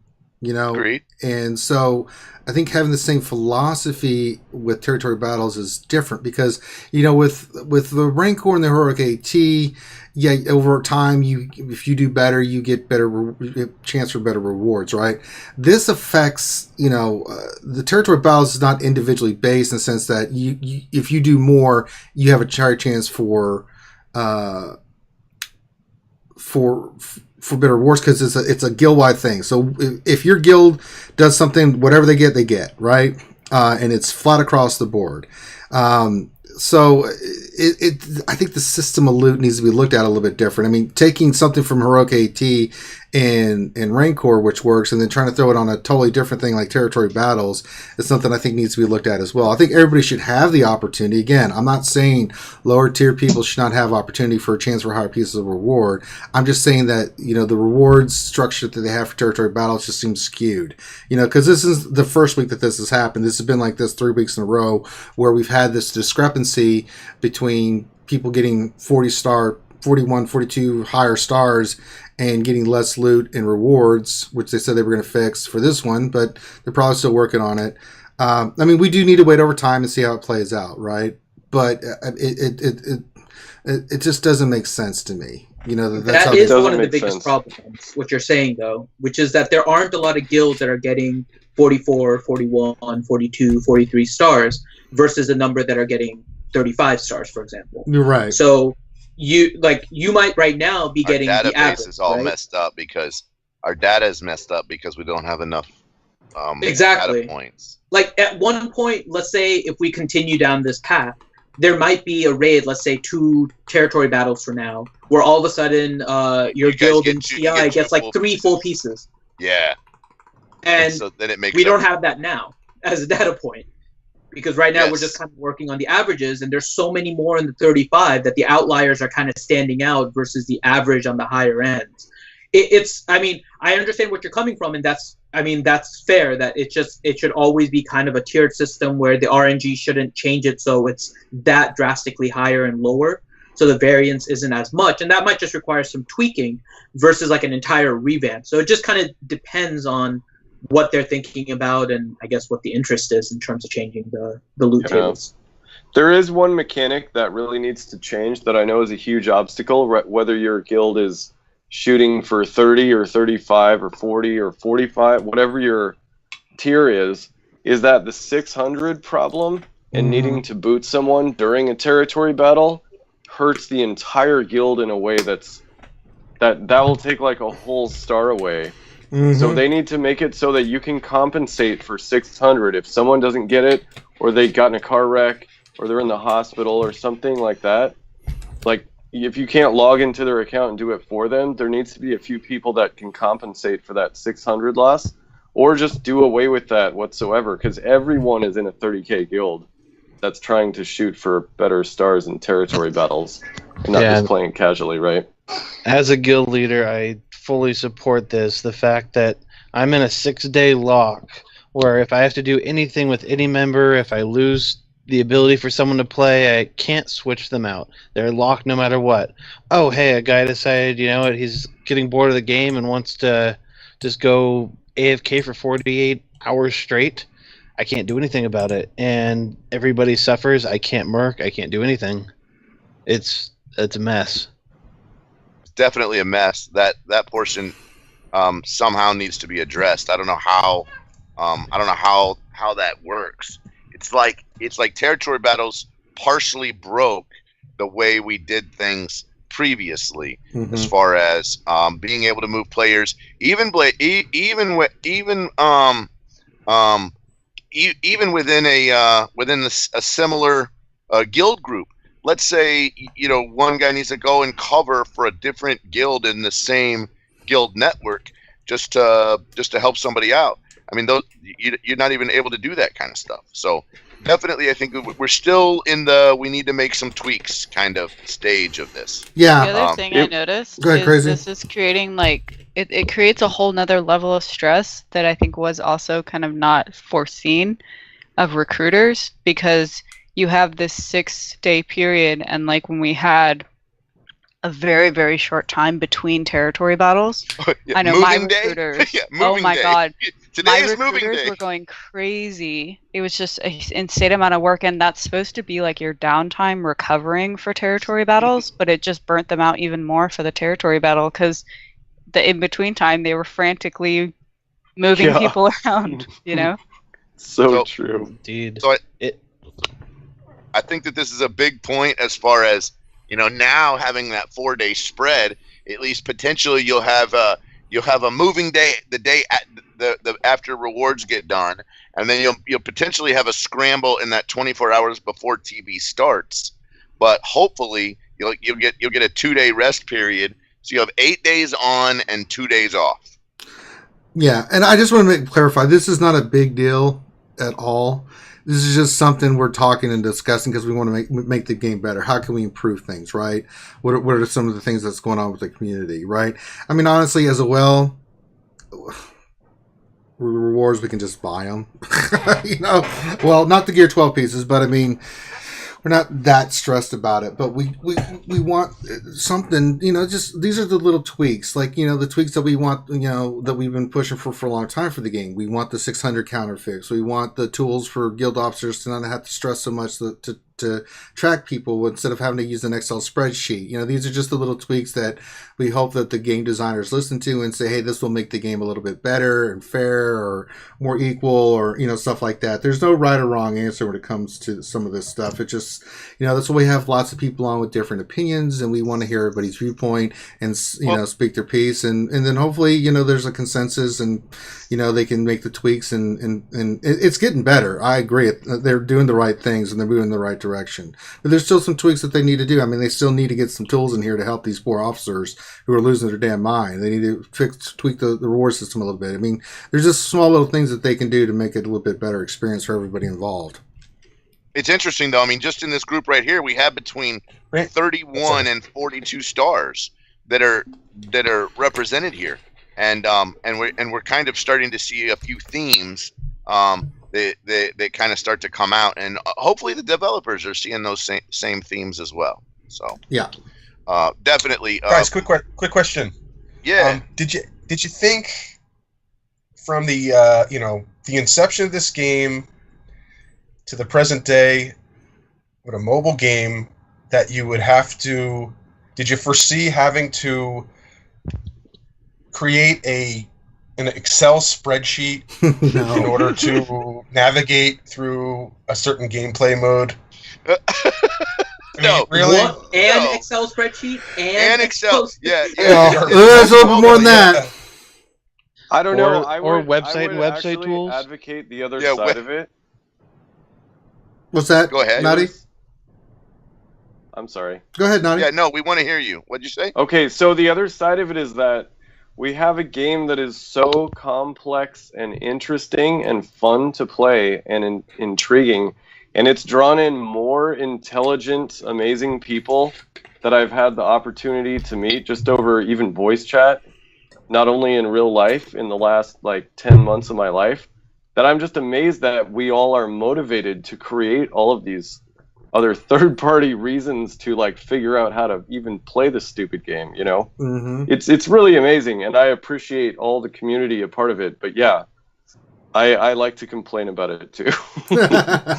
On a fun note, I have seen some different Discord servers where people have legitimately found new career paths just from, you know, inner workings of programming and scripting, and now all of a sudden they've moved and gotten in with a company and gotten jobs. It's like all just because we had to go above and beyond to play the game in the first place. It's I'm kind still of figuring out how to get this on my resume. How do I get this? How do I get this on my resume? I've spent 150 hours in the last 6 months scripting and Beta programming for a mobile game. You're beta testing. Yeah. Yeah, I mean, theoretically, I think if we go back and we look at the numbers, are we even at a version 1 of this game? So potentially, I know at one point a few months back, the version number of this game in the Google Play Store still had it not even at version 1. Mm-hmm. So I could look it up at what version number they say they're at now. But it's interesting to me that yeah, we're all still kind of feel through this together, I guess. Good old Maurice just donated $2. Just said Naughty is fishing for hugs. Naughty, are you fishing for hugs? Urban, can you give Naughty a hug? Fishing for hugs. Yeah. Dude, I hug everyone by default. That's just how I am. That's why Ranger called me a hippie earlier today. That's right, you are a hippie. You and Urban, both of you. Okay, both are a bunch of damn communist hippies. So the current version of the game is 0.9.249234. So we're not even at version 1 if they're using the same nomenclature as most people would. That's because we're all beta testers, really. Yeah. In the end. And apparently the developer address is still in Switzerland. Hey! Mm-hmm. It is! The developers are in Geneva, Switzerland. Hey. That's all. That's awesome. Oh, man. So that's why they're not buzzing me in anymore in SAC. What? What's happening? All right. So I think we've beat that one dead. Yeah. Yeah. We'll keep the conversation going, guys. This is what it's all about.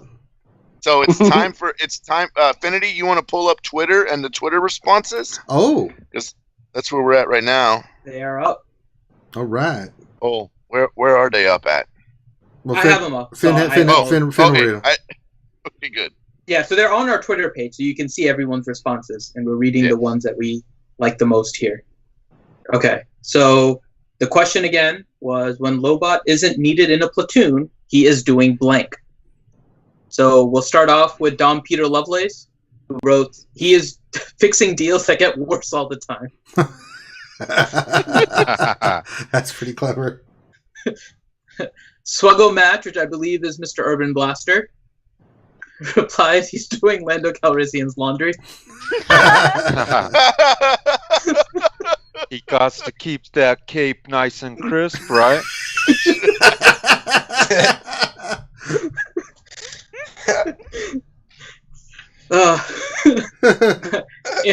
Andrew Lawrence said his day job as a Google Glass beta tester. Jesus. God. Carrion Spike wrote, he is making googly eyes at Lando and thrusting his index finger into the eye of a piston wing guard. What? It's very detailed imagery. Wow, that's therapy is needed for that one. Hey, that was mine. Wow. That's Therapy is needed for you, sir. I'm using all 140 characters. That's right. Getting my money's worth. Damn it. Keyboard wrote, Lobot is getting drunk with Reality Skewed Gamers. Yes. Come on now. Nice. Lobot drinking party this weekend, Ranger? I guess so. Maybe so. All right. Grimlock wrote, organizing Mr. Calrissian's sexual harassment lawsuits into one lump sum settlement. Smooth malt liquor.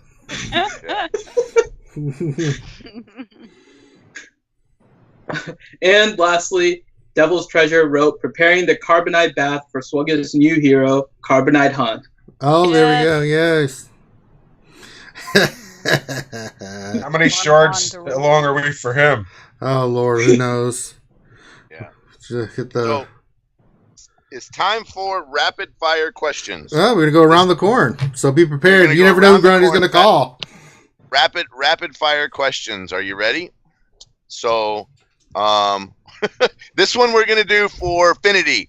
Old Man Wilson question, when are you going to start uploading these as a Google podcast? So we have started looking into it. Main thing now is going to be where we're storing it. We may start off just kind of in a Google Drive and posting it on our blog page. There isn't a lot of capacity right now on SoundCloud, but we'll have to see. You can pay for some things, and we have to see how our donations and everything are coming for that kind of stuff. But we are looking more into it since we are getting requests for it. All right. Next question from Ewalkin. This is for Ranger. Ewalkin says, will Ranger buy a pack? I already answered that. No. Okay. Now, Keyboard asked a question. We're going to give this one to let's give this one to Urban Blaster for his general ideas on what he thinks. What date do you think that the Thrawn legendary event is coming back? Let's see. When does BB-8 end? Word is, BB-8 ends on October the 4th, which is a Wednesday. So I think the Thrawn event will be back November 28th. Nice. Anyone else disagree with that? I mean October 28th. Sorry. October 28th. I think that's a very good guess. I go for, I don't know, the 18th. Yeah, you guys are all in that same. I'm going Price is Right and early and saying second week of October. Nice. I'm gonna bet $1 then. So there we go. Bastard! That's what I was going to say. You grande. Hear me now. You son of a. They will follow it up shortly, so people have to invest more money to get their Phoenix up, right? I agree. Isn't that how it goes? Mm-hmm. They did.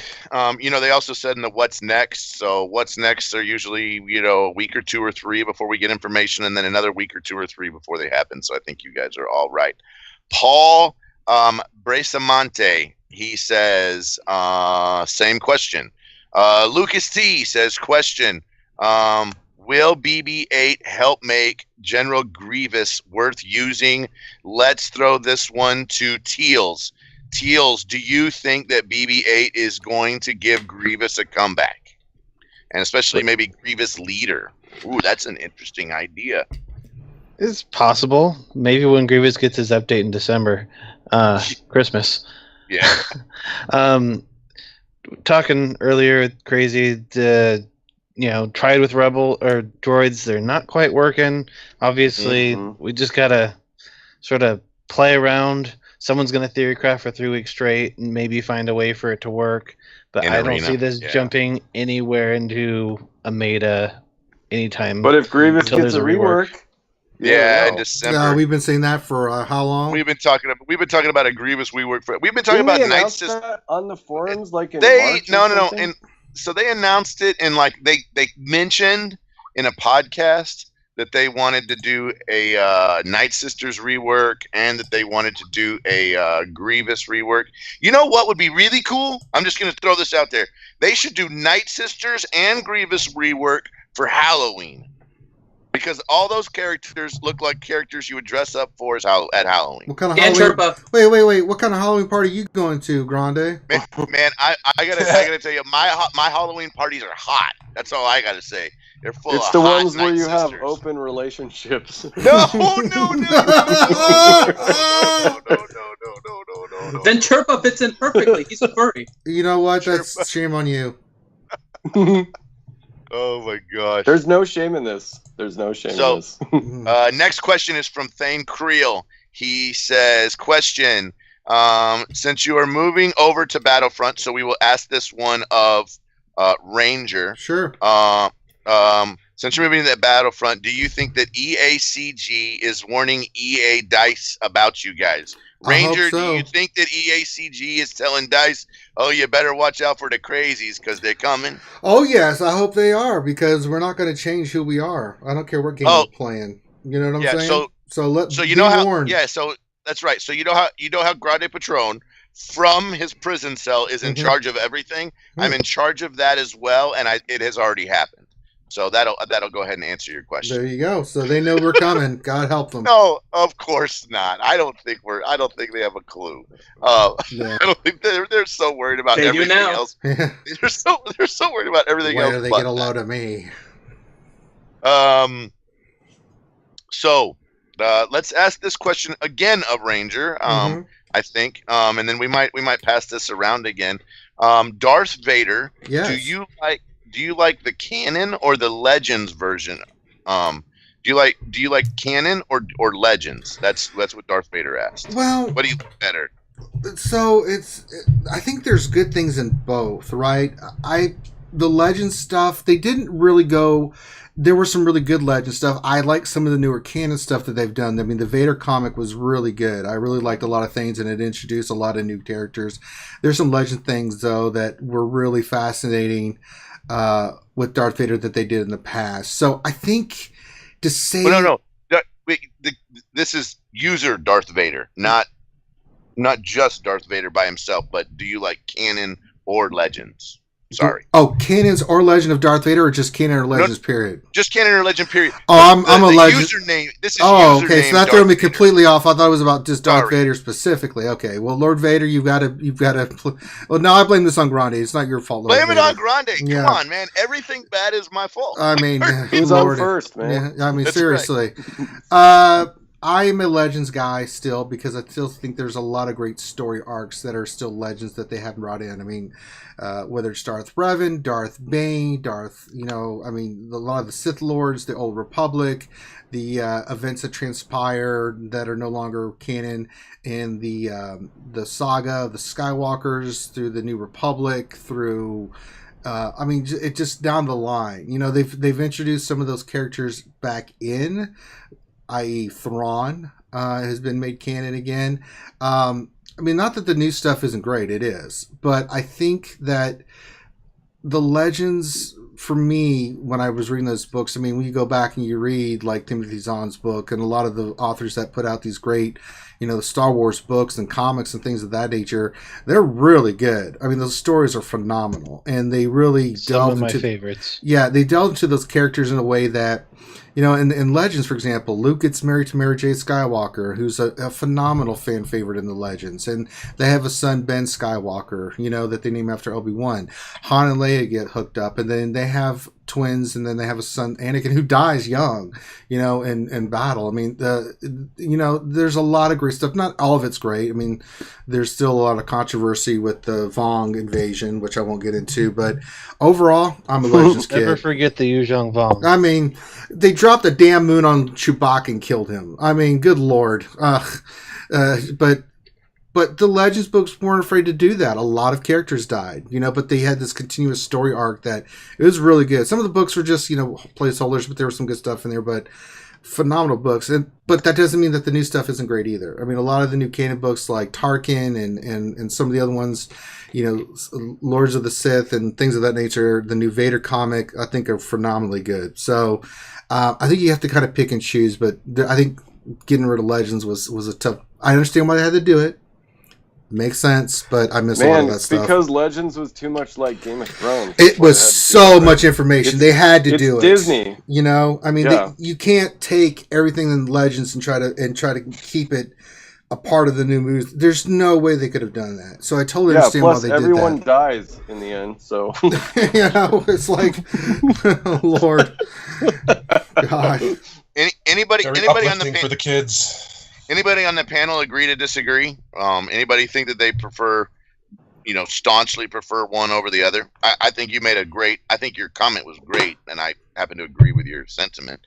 But I just wanted to see if anybody on the panel was like, no, Legends all the way, or no, canon all the way. Okay. I just like Star Wars. Yeah, I do too. There you go. My brother from another mother, Mr. Jolly Roger, asked a question. Mm-hmm. So his question is, what do you think of the Mark IV Carbantes in the territory loot boxes? And should we make a big post about it to get that changed? So interesting. So we got to go back and look at all the rewards inside the loot boxes. There may be more than just the Mark IVs that need to be removed. So for those of you that know, the difference between the Carbantes, the Mark IV is the one you have tons of. The Mark III is the one you need all the time. Right. So potentially, probably all of that challenge gear that you got tons of probably should be out of a loot box anyway. I mean, it's a little disheartening when you open up your loot box and you're like, yes, I got freaking 35 stun guns, and then you go look and you go, oh, it's the garbage one I have like 4,000 of, and you're like, oh man, come on. And then you move on, but That's EA's middle finger. It's a little annoying. I would agree. Do we need a whole post? I don't know. I don't think so. No. I think we've said, my personal opinion is that we've said that loot boxes in general, loot boxes need to be evaluated. TV loot boxes in particular. Or let me shard shop the 1,000, MK4 stun guns I have. Mm-hmm. Oh, so that's back. Whatever it is. So that's back to a gear shop. Ooh, Well, I really liked. Was it Loki that said with these new characters, have them use this gear that we have thousands of? Right. Just not stop making characters using the same gear. Just as you're releasing these new characters, have them use this other gear. Right. So that's a great point. Is actually make a new piece that's different from what we saw before. I think they did that whenever Palpatine came out. Remember how nobody needed friggin' blue eyeballs, and then all of a sudden Palpatine came out and he needed like 700 of them, and we were all like, nobody needed that crap. They made a new gear piece. How awesome is that? And how funny is it that that somebody needed that? I thought that was great whenever they did that. So yeah. What if BB-8 needed only electro binoculars? Oh to God. Get to year 11? Everyone could do it. Free to play could do it on day one. So I think I have 5,000 of those. Right. So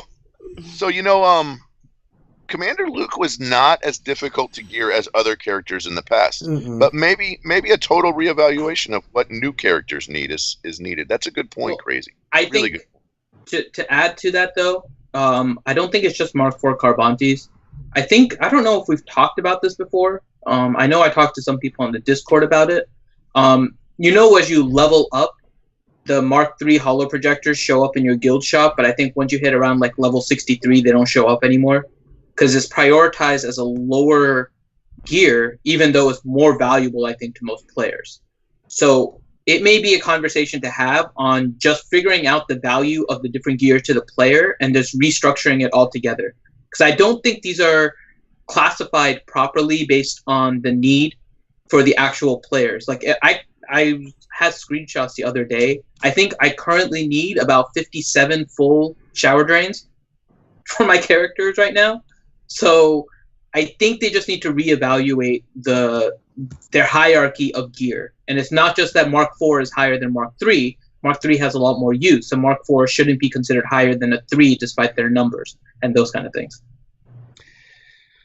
Yeah, and I will, you can see with the new gear that they made a lot of changes with the Gear 12 gear to actually give us new pieces that don't look like other pieces. So how many people have you seen that accidentally bought a 1400 crystal stun gun versus a 2560 whatever it is stun gun? They accidentally bought the wrong stun gun.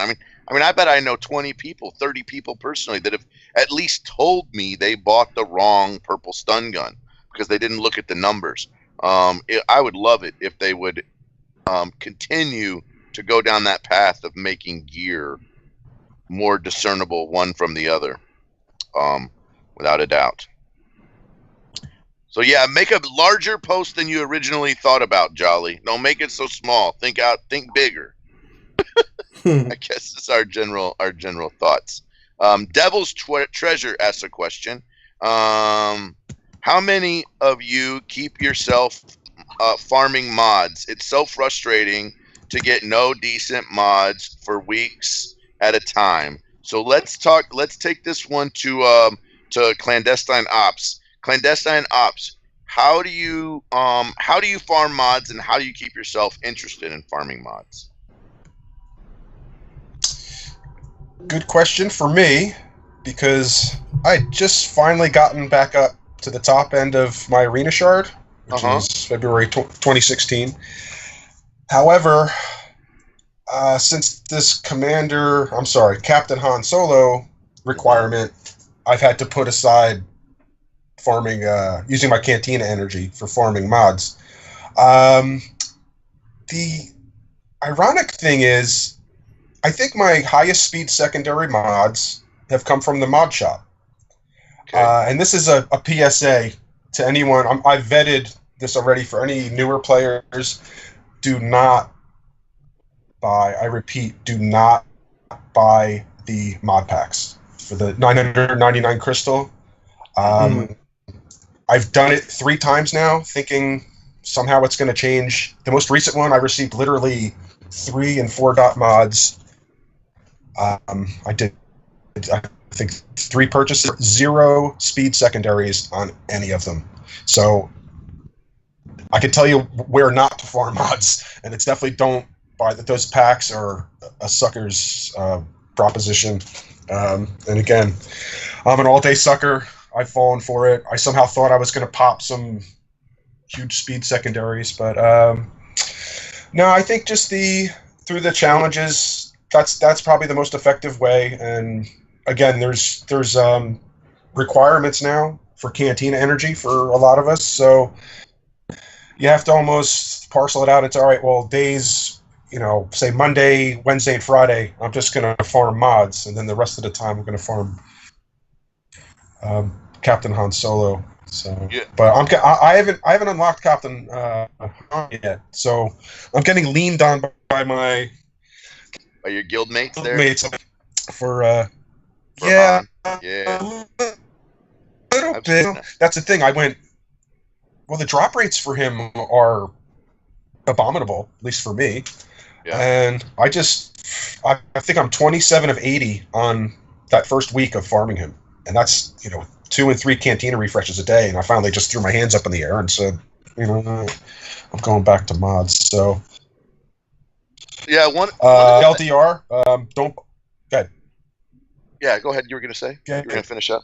No, I was going to say the wind-up is just stick with the mod shop. And the challenge is avoid the packs at all costs, unless, of course, you want to get burned. So I'll tell you, I farm a lot of mods, and this is gonna sound crazy, but I go in there, and I typically do the 3 100 crystal refreshes for mods. Whenever, so I'm spending 300 crystals on mods. One of my good friends for Cantina Energy, yeah. And one of my good friends, Black from Dark Lords, he's like, dude, you need to pull that bar all the way over to 20 at a time, and you need to farm them 20 at a time. And I was like, bro, farming nothing 20 at a time is a good idea in this game. And he goes, I promise you they are for mods. And I have found that it appears or it feels like that my drop rate is much better whenever I farm mods 20 at a time. It seems like I get 1 or 2 speed secondaries or a few speed arrows. I did it just yesterday, and I had 2 mods that I had 2 mods that dropped at at double-digit speed and 2 speed arrows from one session on mods. So take that. I do 5 at a time, so I'm gonna try that. The dude does 20 at a time, and he's made a bunch of videos. You can go on his YouTube. You go on Black. You can look him up. It's DL Black. Here on YouTube, and he'll show you how he farms mods. And I'm like, bro, but the proof's in the pudding, right? I mean, the guy's been doing it that way for a long time. Somebody save the pudding doll. Anybody else have any thoughts on how to keep it interesting for mods? How to get good mods? Anybody else have any old wives' tales or anything else that they've seen with the drop rate? Wives' tale. I don't do them. You don't do mods?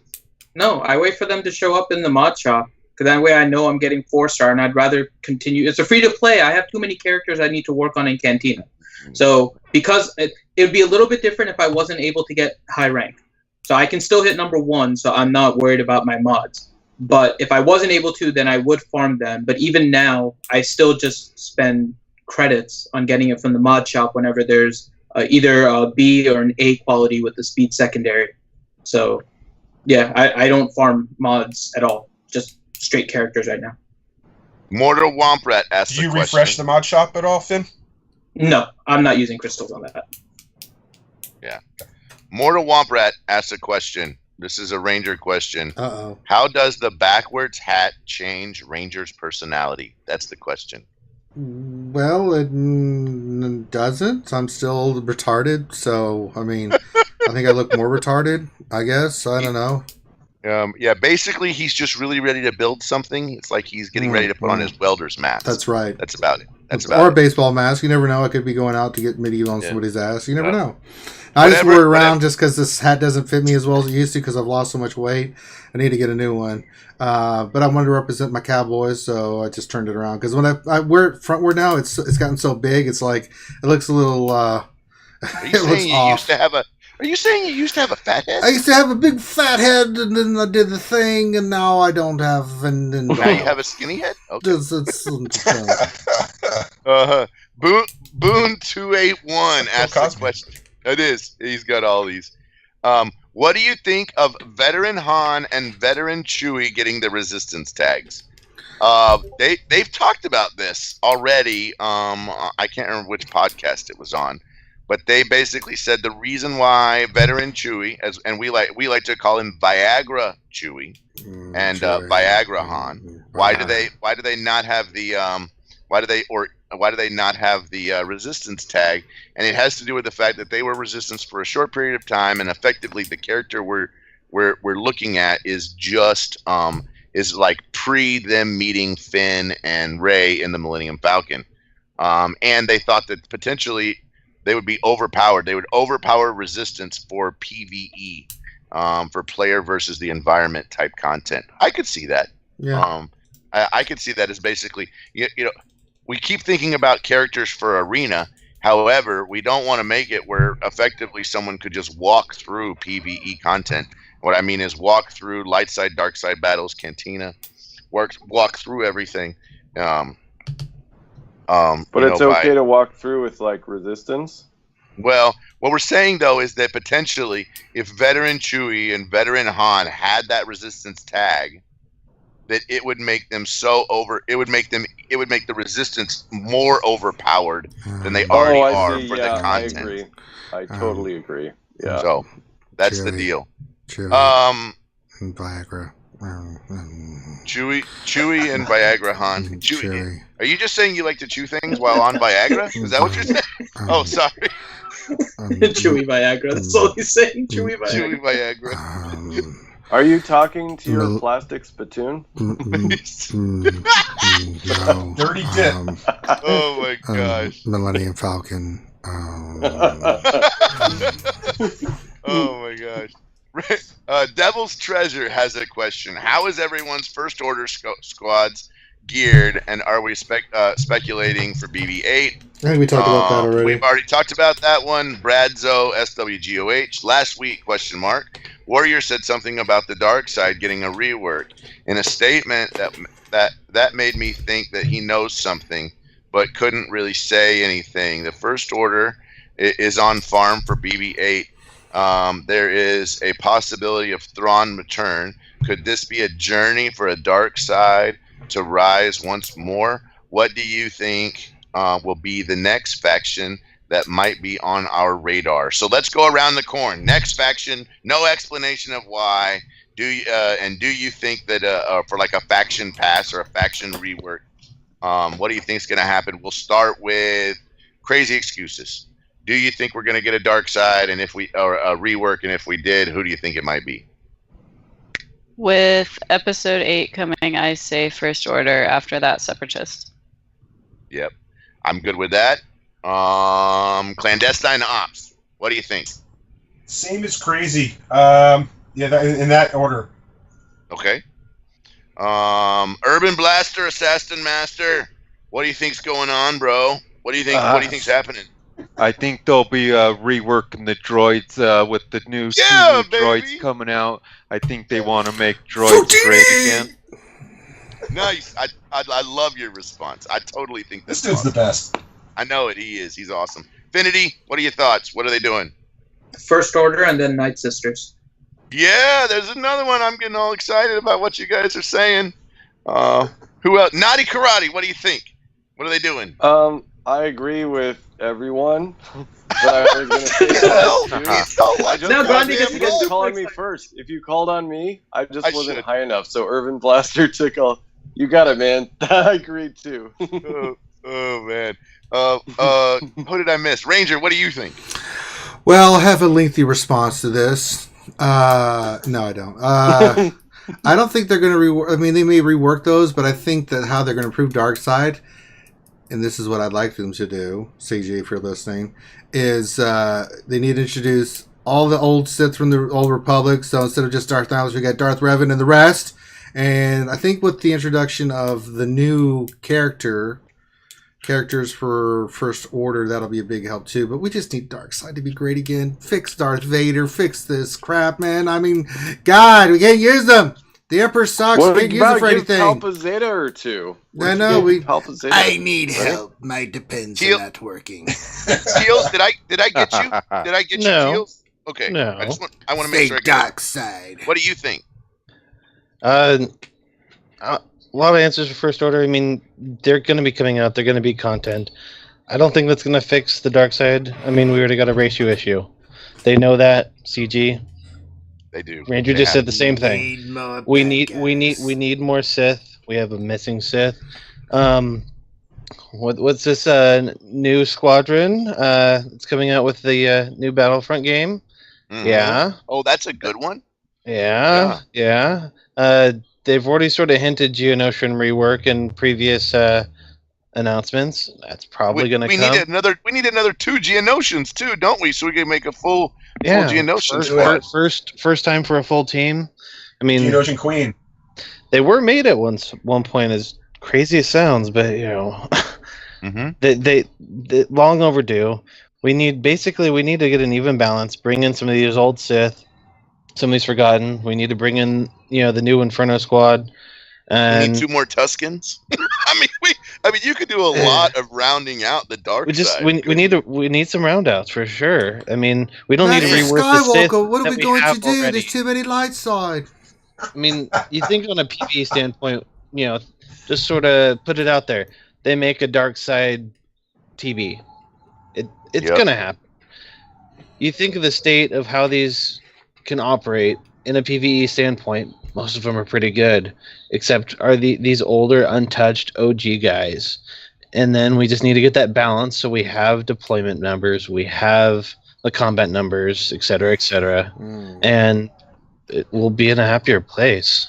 They need to rework Vader again. Vader And the Emperor. Vader God. cut off Commander Luke's arm, and now he can't even beat him in Arena. So come on, we need another Vader. We need another. Can he beat R2D2? Oh, yeah, he can't beat R2D2. Yeah, exactly. I mean, some of these dark side characters need a serious. He's more powerful than Darth Vader. Sorry. I mean, he should just be able to force choke, like even against and he gets a bonus against any admirals or anything, Yeah, if your name is Admiral or you wear a cape, you are going to take it in the pooper. Yeah, I would imagine that if Darth Vader entered the game late in the game, like Thrawn did, force choke. Oh dang, bro! I mean, where the character gets lifted up in the air and he's like, "I find your lack of faith disturbing." Absolutely, Also, you make. You never paid me that $20 back you owe me. Keyboard has a question. All right. Let's ask this question of Teals. Teals, do you think that BB-8 is a replacement for R2-D2? Absolutely not. I think they're going to work in unison with each other. I agree. This is a cop out for Pilot or Rey.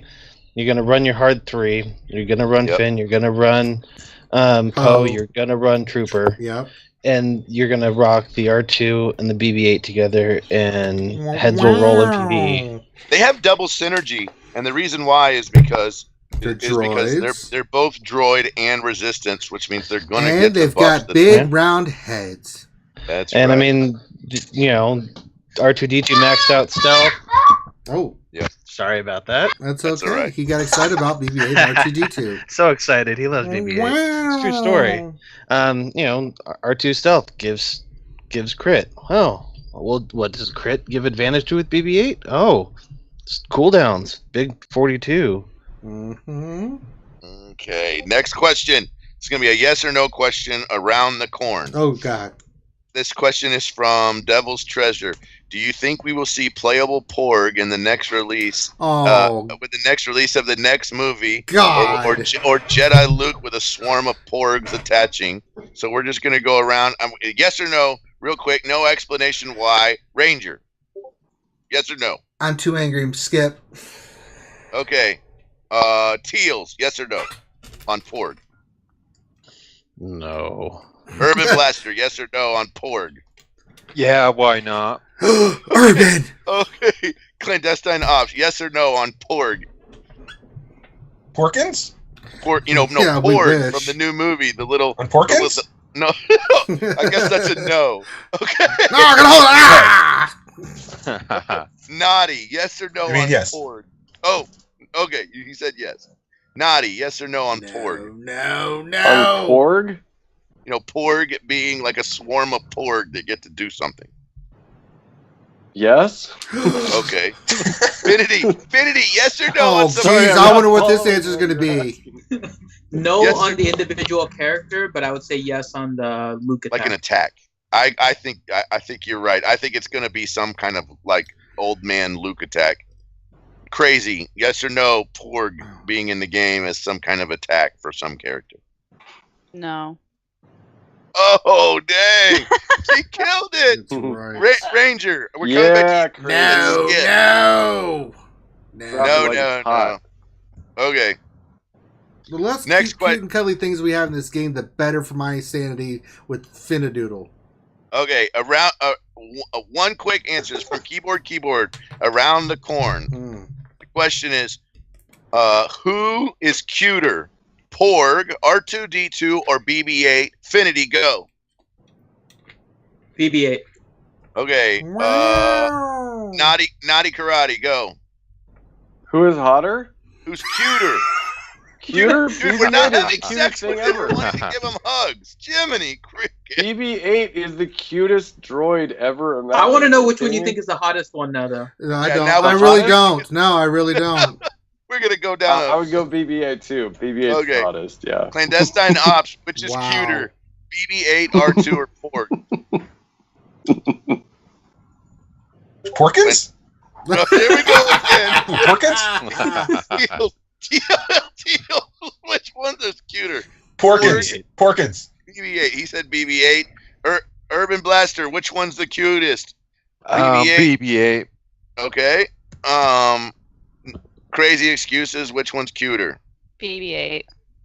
Ranger, which one's cuter? I feel sick and dirty answering this question. I'll say BB-8.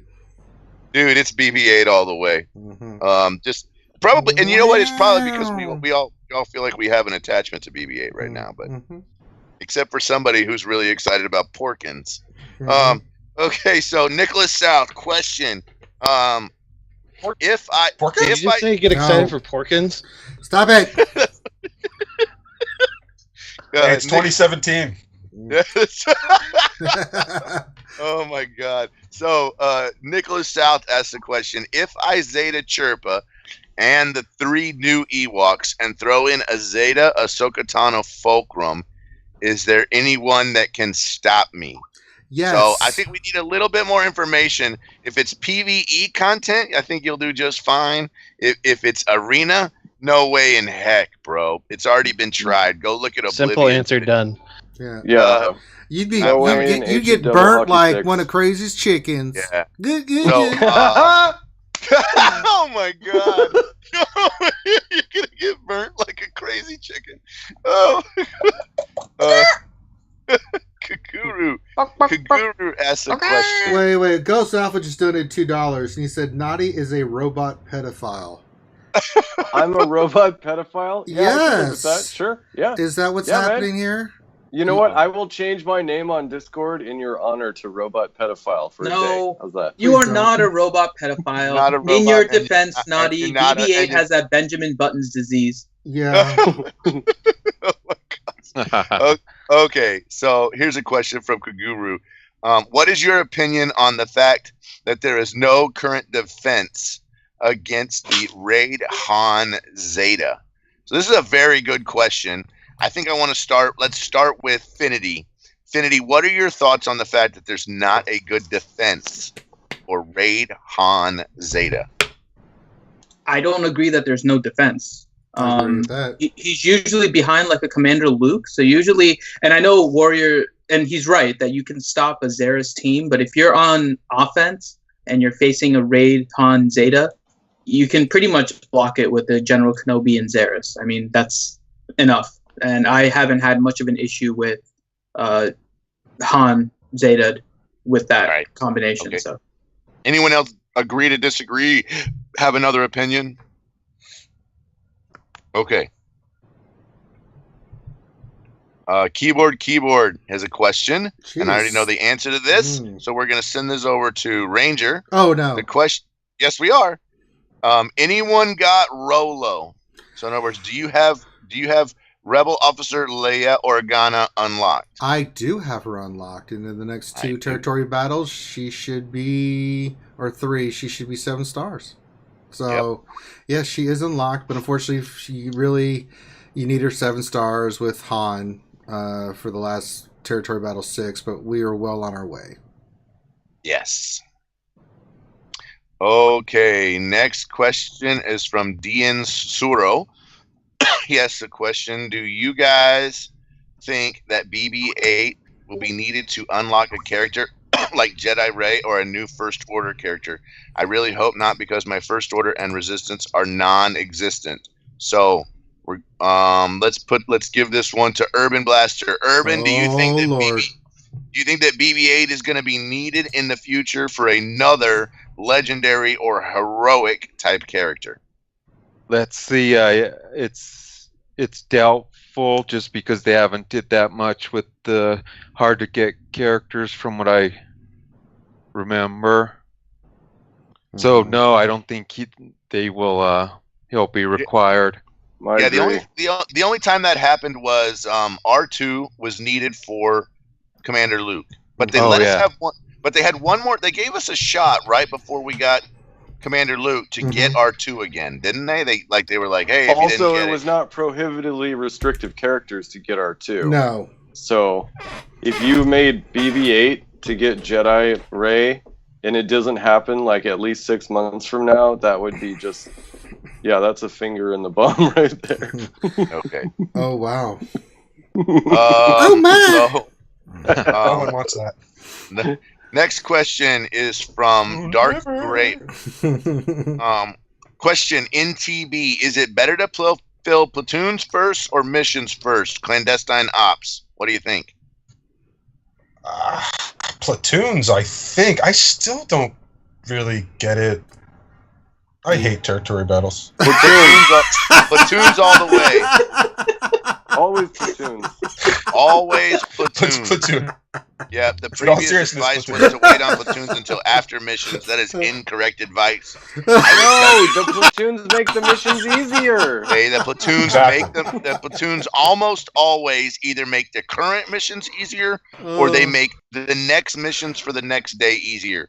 And so I would always recommend that a guild do platoon missions, do the platoons first, and then do their regular missions. Now, there are some caveats. Don't fall on your sword, right? Donate what you feel like you can, and you can still progress and you can still complete your combat missions to what you consider an acceptable level. Can I disagree slightly with you there, Grande, just to point it out. For a free-to-play guild where you're restricted on your characters, the amount that you can get by donating like a Biggs, for example, which is sometimes rare in the free-to-play guilds, you can get 200,000 territory points for your guild. And even if you drop one wave in that combat, you still make more for your guild by giving up that one character. So it depends on your guild as well and what you can utilize, because you can make up more points by actually donating and sacrificing a wave. Finity, are you talking about guilds that are in like the 20 So you're saying platoon missions like a less first as organized guild that doesn't have spreadsheets kind of thing? So platoon should be done first. And if there's like, for example, one base left and you're 14 out of 15 in that platoon, you're better off donating rather than if somebody needs to, you're better off donating than using that Biggs in a combat mission because you make more territory points for your guild if you drop only like 1 or 2 waves as a result of it. Your overall territory points changes. The only thing I would say that is, let's say someone only had 5 Rogue One characters. Don't give up a base, man. Yeah, don't give up your unless you can, especially if you can't afford to. They don't request phase on the Rogue One battle. You can help your guild actually by doing it though. So if you're the only one with the base that's left, obviously if there's other people, then you want to do it. Ranger, Naughty makes a good point though that's not supposed to happen anymore. Like they don't request Phoenix for platoons on the team where Phoenix is required, which is 4. Right. I keep forgetting like it was like the last 2, not like the current 1. But point being, depending on the level of progression of your guild, if you have a lower progress guild, it would make sense to not prioritize platoons. But in general, once you get to a higher level, I would say every time the algorithm when you go into territory battles is go and do your platoons that are possible for ships, do the combat mission, deploy the ships, do the platoons in each section of the territory battle, do the combat missions, and then deploy wherever it's appropriate. But you always platoon first. Yep. When appropriate and when decided by the people that are managing things, right? Right. Okay. Next item is from Bradzo, SWGOH again. Bradzo says, question, with the reworked prices from TB and all, what are you going to farm in the territory battle shop, and do you think Hermit Yoda might be necessary for Jedi Luke? We're going to give this one to Teals. Teals, what do you think? It's pretty self-evident. We're going to have to get him up to max level. It's going to have to happen. But right now, and you can pretty much every single live streamer is going to agree. Pretty much, I believe everybody here is going to agree. work on Gear 12, get your squads up, work on Yoda next. Because right now, you are working on TB, you're working on beating TB, you're working on getting your star count up. Getting Yoda unlocked is not going to get you anywhere closer, anywhere quicker. I agree that probably at some point he will be needed, but I think it's going to be a long time from now. Yes, long time. So We just dropped a big loop for the Luckily first time in enough. 18 months. What, 2 years? Strategic Gear 12 is probably needed. I mean, let's look at it, right? So you needed OG Han for Commander Luke, but that took what, over a year before you needed Raid Han for CLS. So potentially, I would say that we have probably somewhere close to a year and a half before that same thing could be said about Hermit Yoda. And let's think about where Hermit Yoda was used, right? Hermit Yoda would be potentially for a Luke, which we just had a Luke. I know they did 3 Hans at the same time, which was strange. But I seriously doubt we'd see 3 Lukes in a 2-week period like we did the last time. Last question. Oh, Maggie. Billy Gunn. He says, "Do you think Phoenix are getting a rework with Thrawn coming back and being hinted at in the last post?" So we're gonna go around the group on this one. We're gonna start with Naughty. Naughty, do you think Phoenix are getting a rework? I sure hope so. Do I think? Yes. If they get a Zeta or a couple Zetas, and if one of them gets a leader ability, that's not Hera. Also, it's really annoying whenever you load them into territory battles. It's always Ezra at the top. I failed one of the battles because they don't put a leader in the leader slot. Why do they do that? Dude, but yeah. Hey, same thing with Rogue One, man. You load them in, and you load them in, and all of a sudden Cassian is before Hera, and you're like, oh no, what happened? My base was the leader last time. I was like, no, I can't retreat. I didn't have Jin for my early Rogue One. I have Chirrut in mine. I have a blind man being my leader if I don't be careful. So I'm one with the false, and the false is one with me. Hey, he has a stealth leader.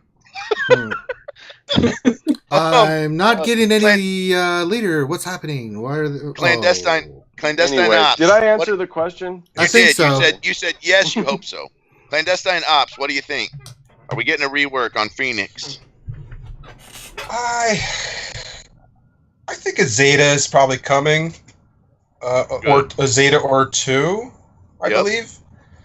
I wouldn't be surprised if they gave an additional character a leader ability. Yep.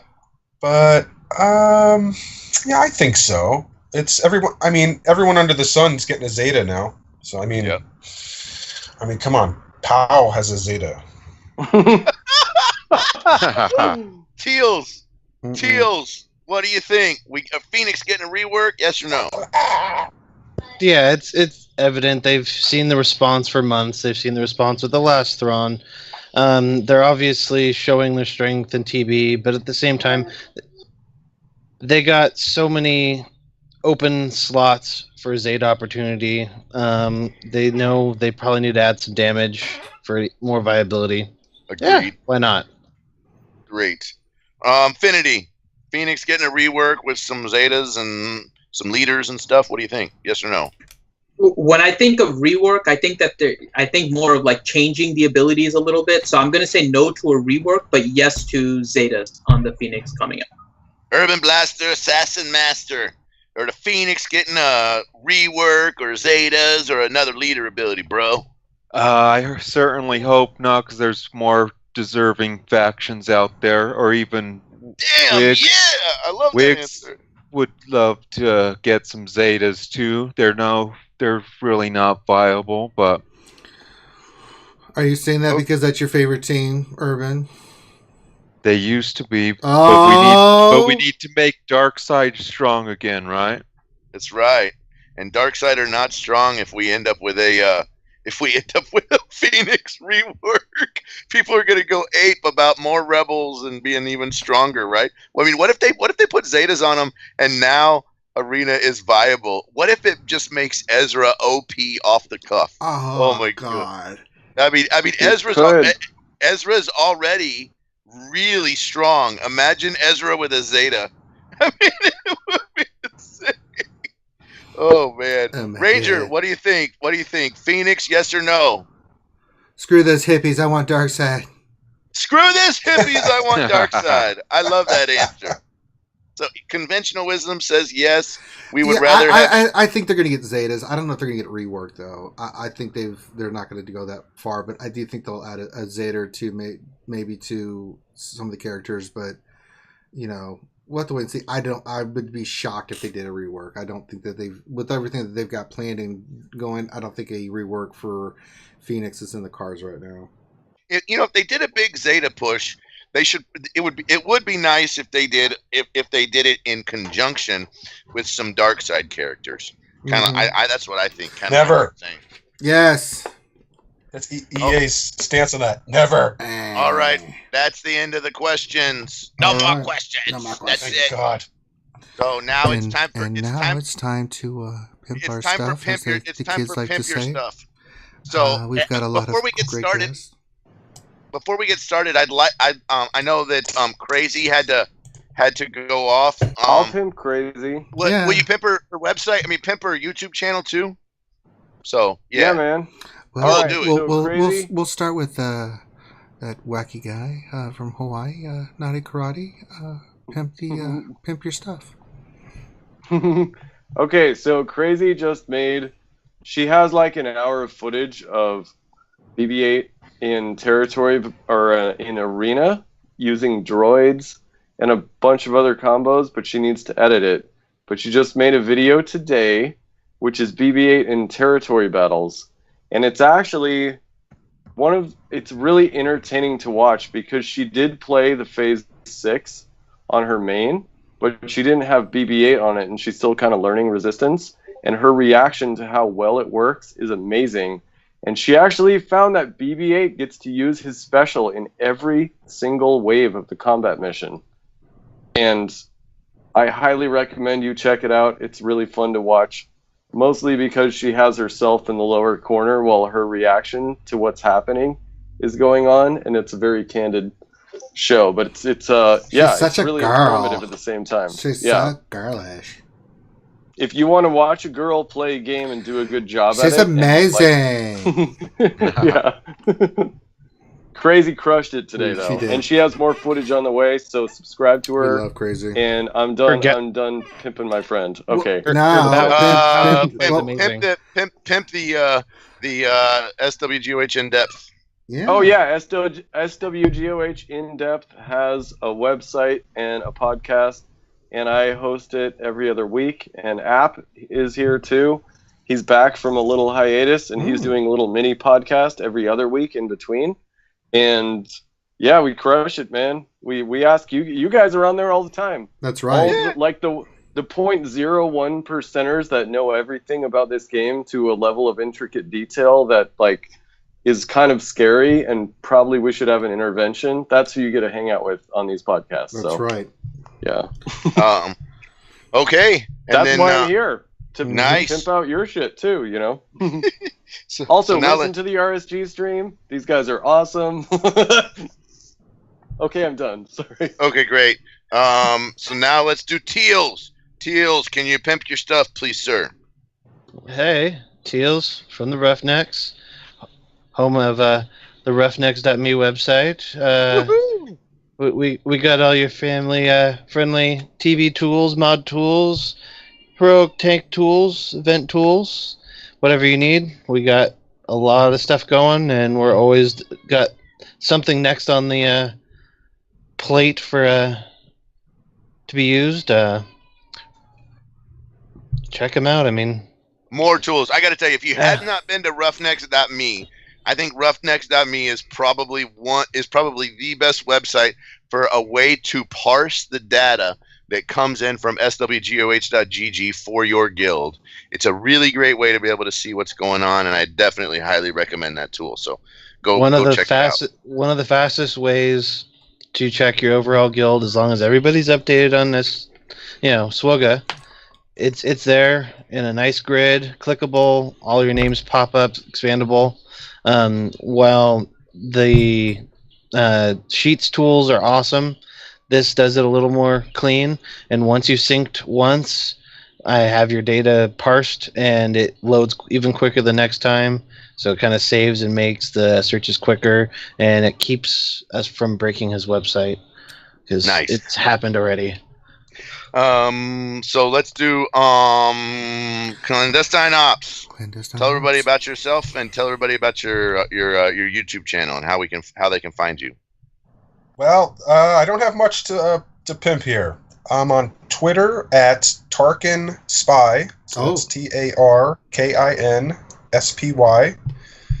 And the YouTube video, it's just kind of a goof because that's the first one I've ever done. Oh. I've received some kind of really weird review from what was considered the top, or what is considered the top Japanese SWGOH blog.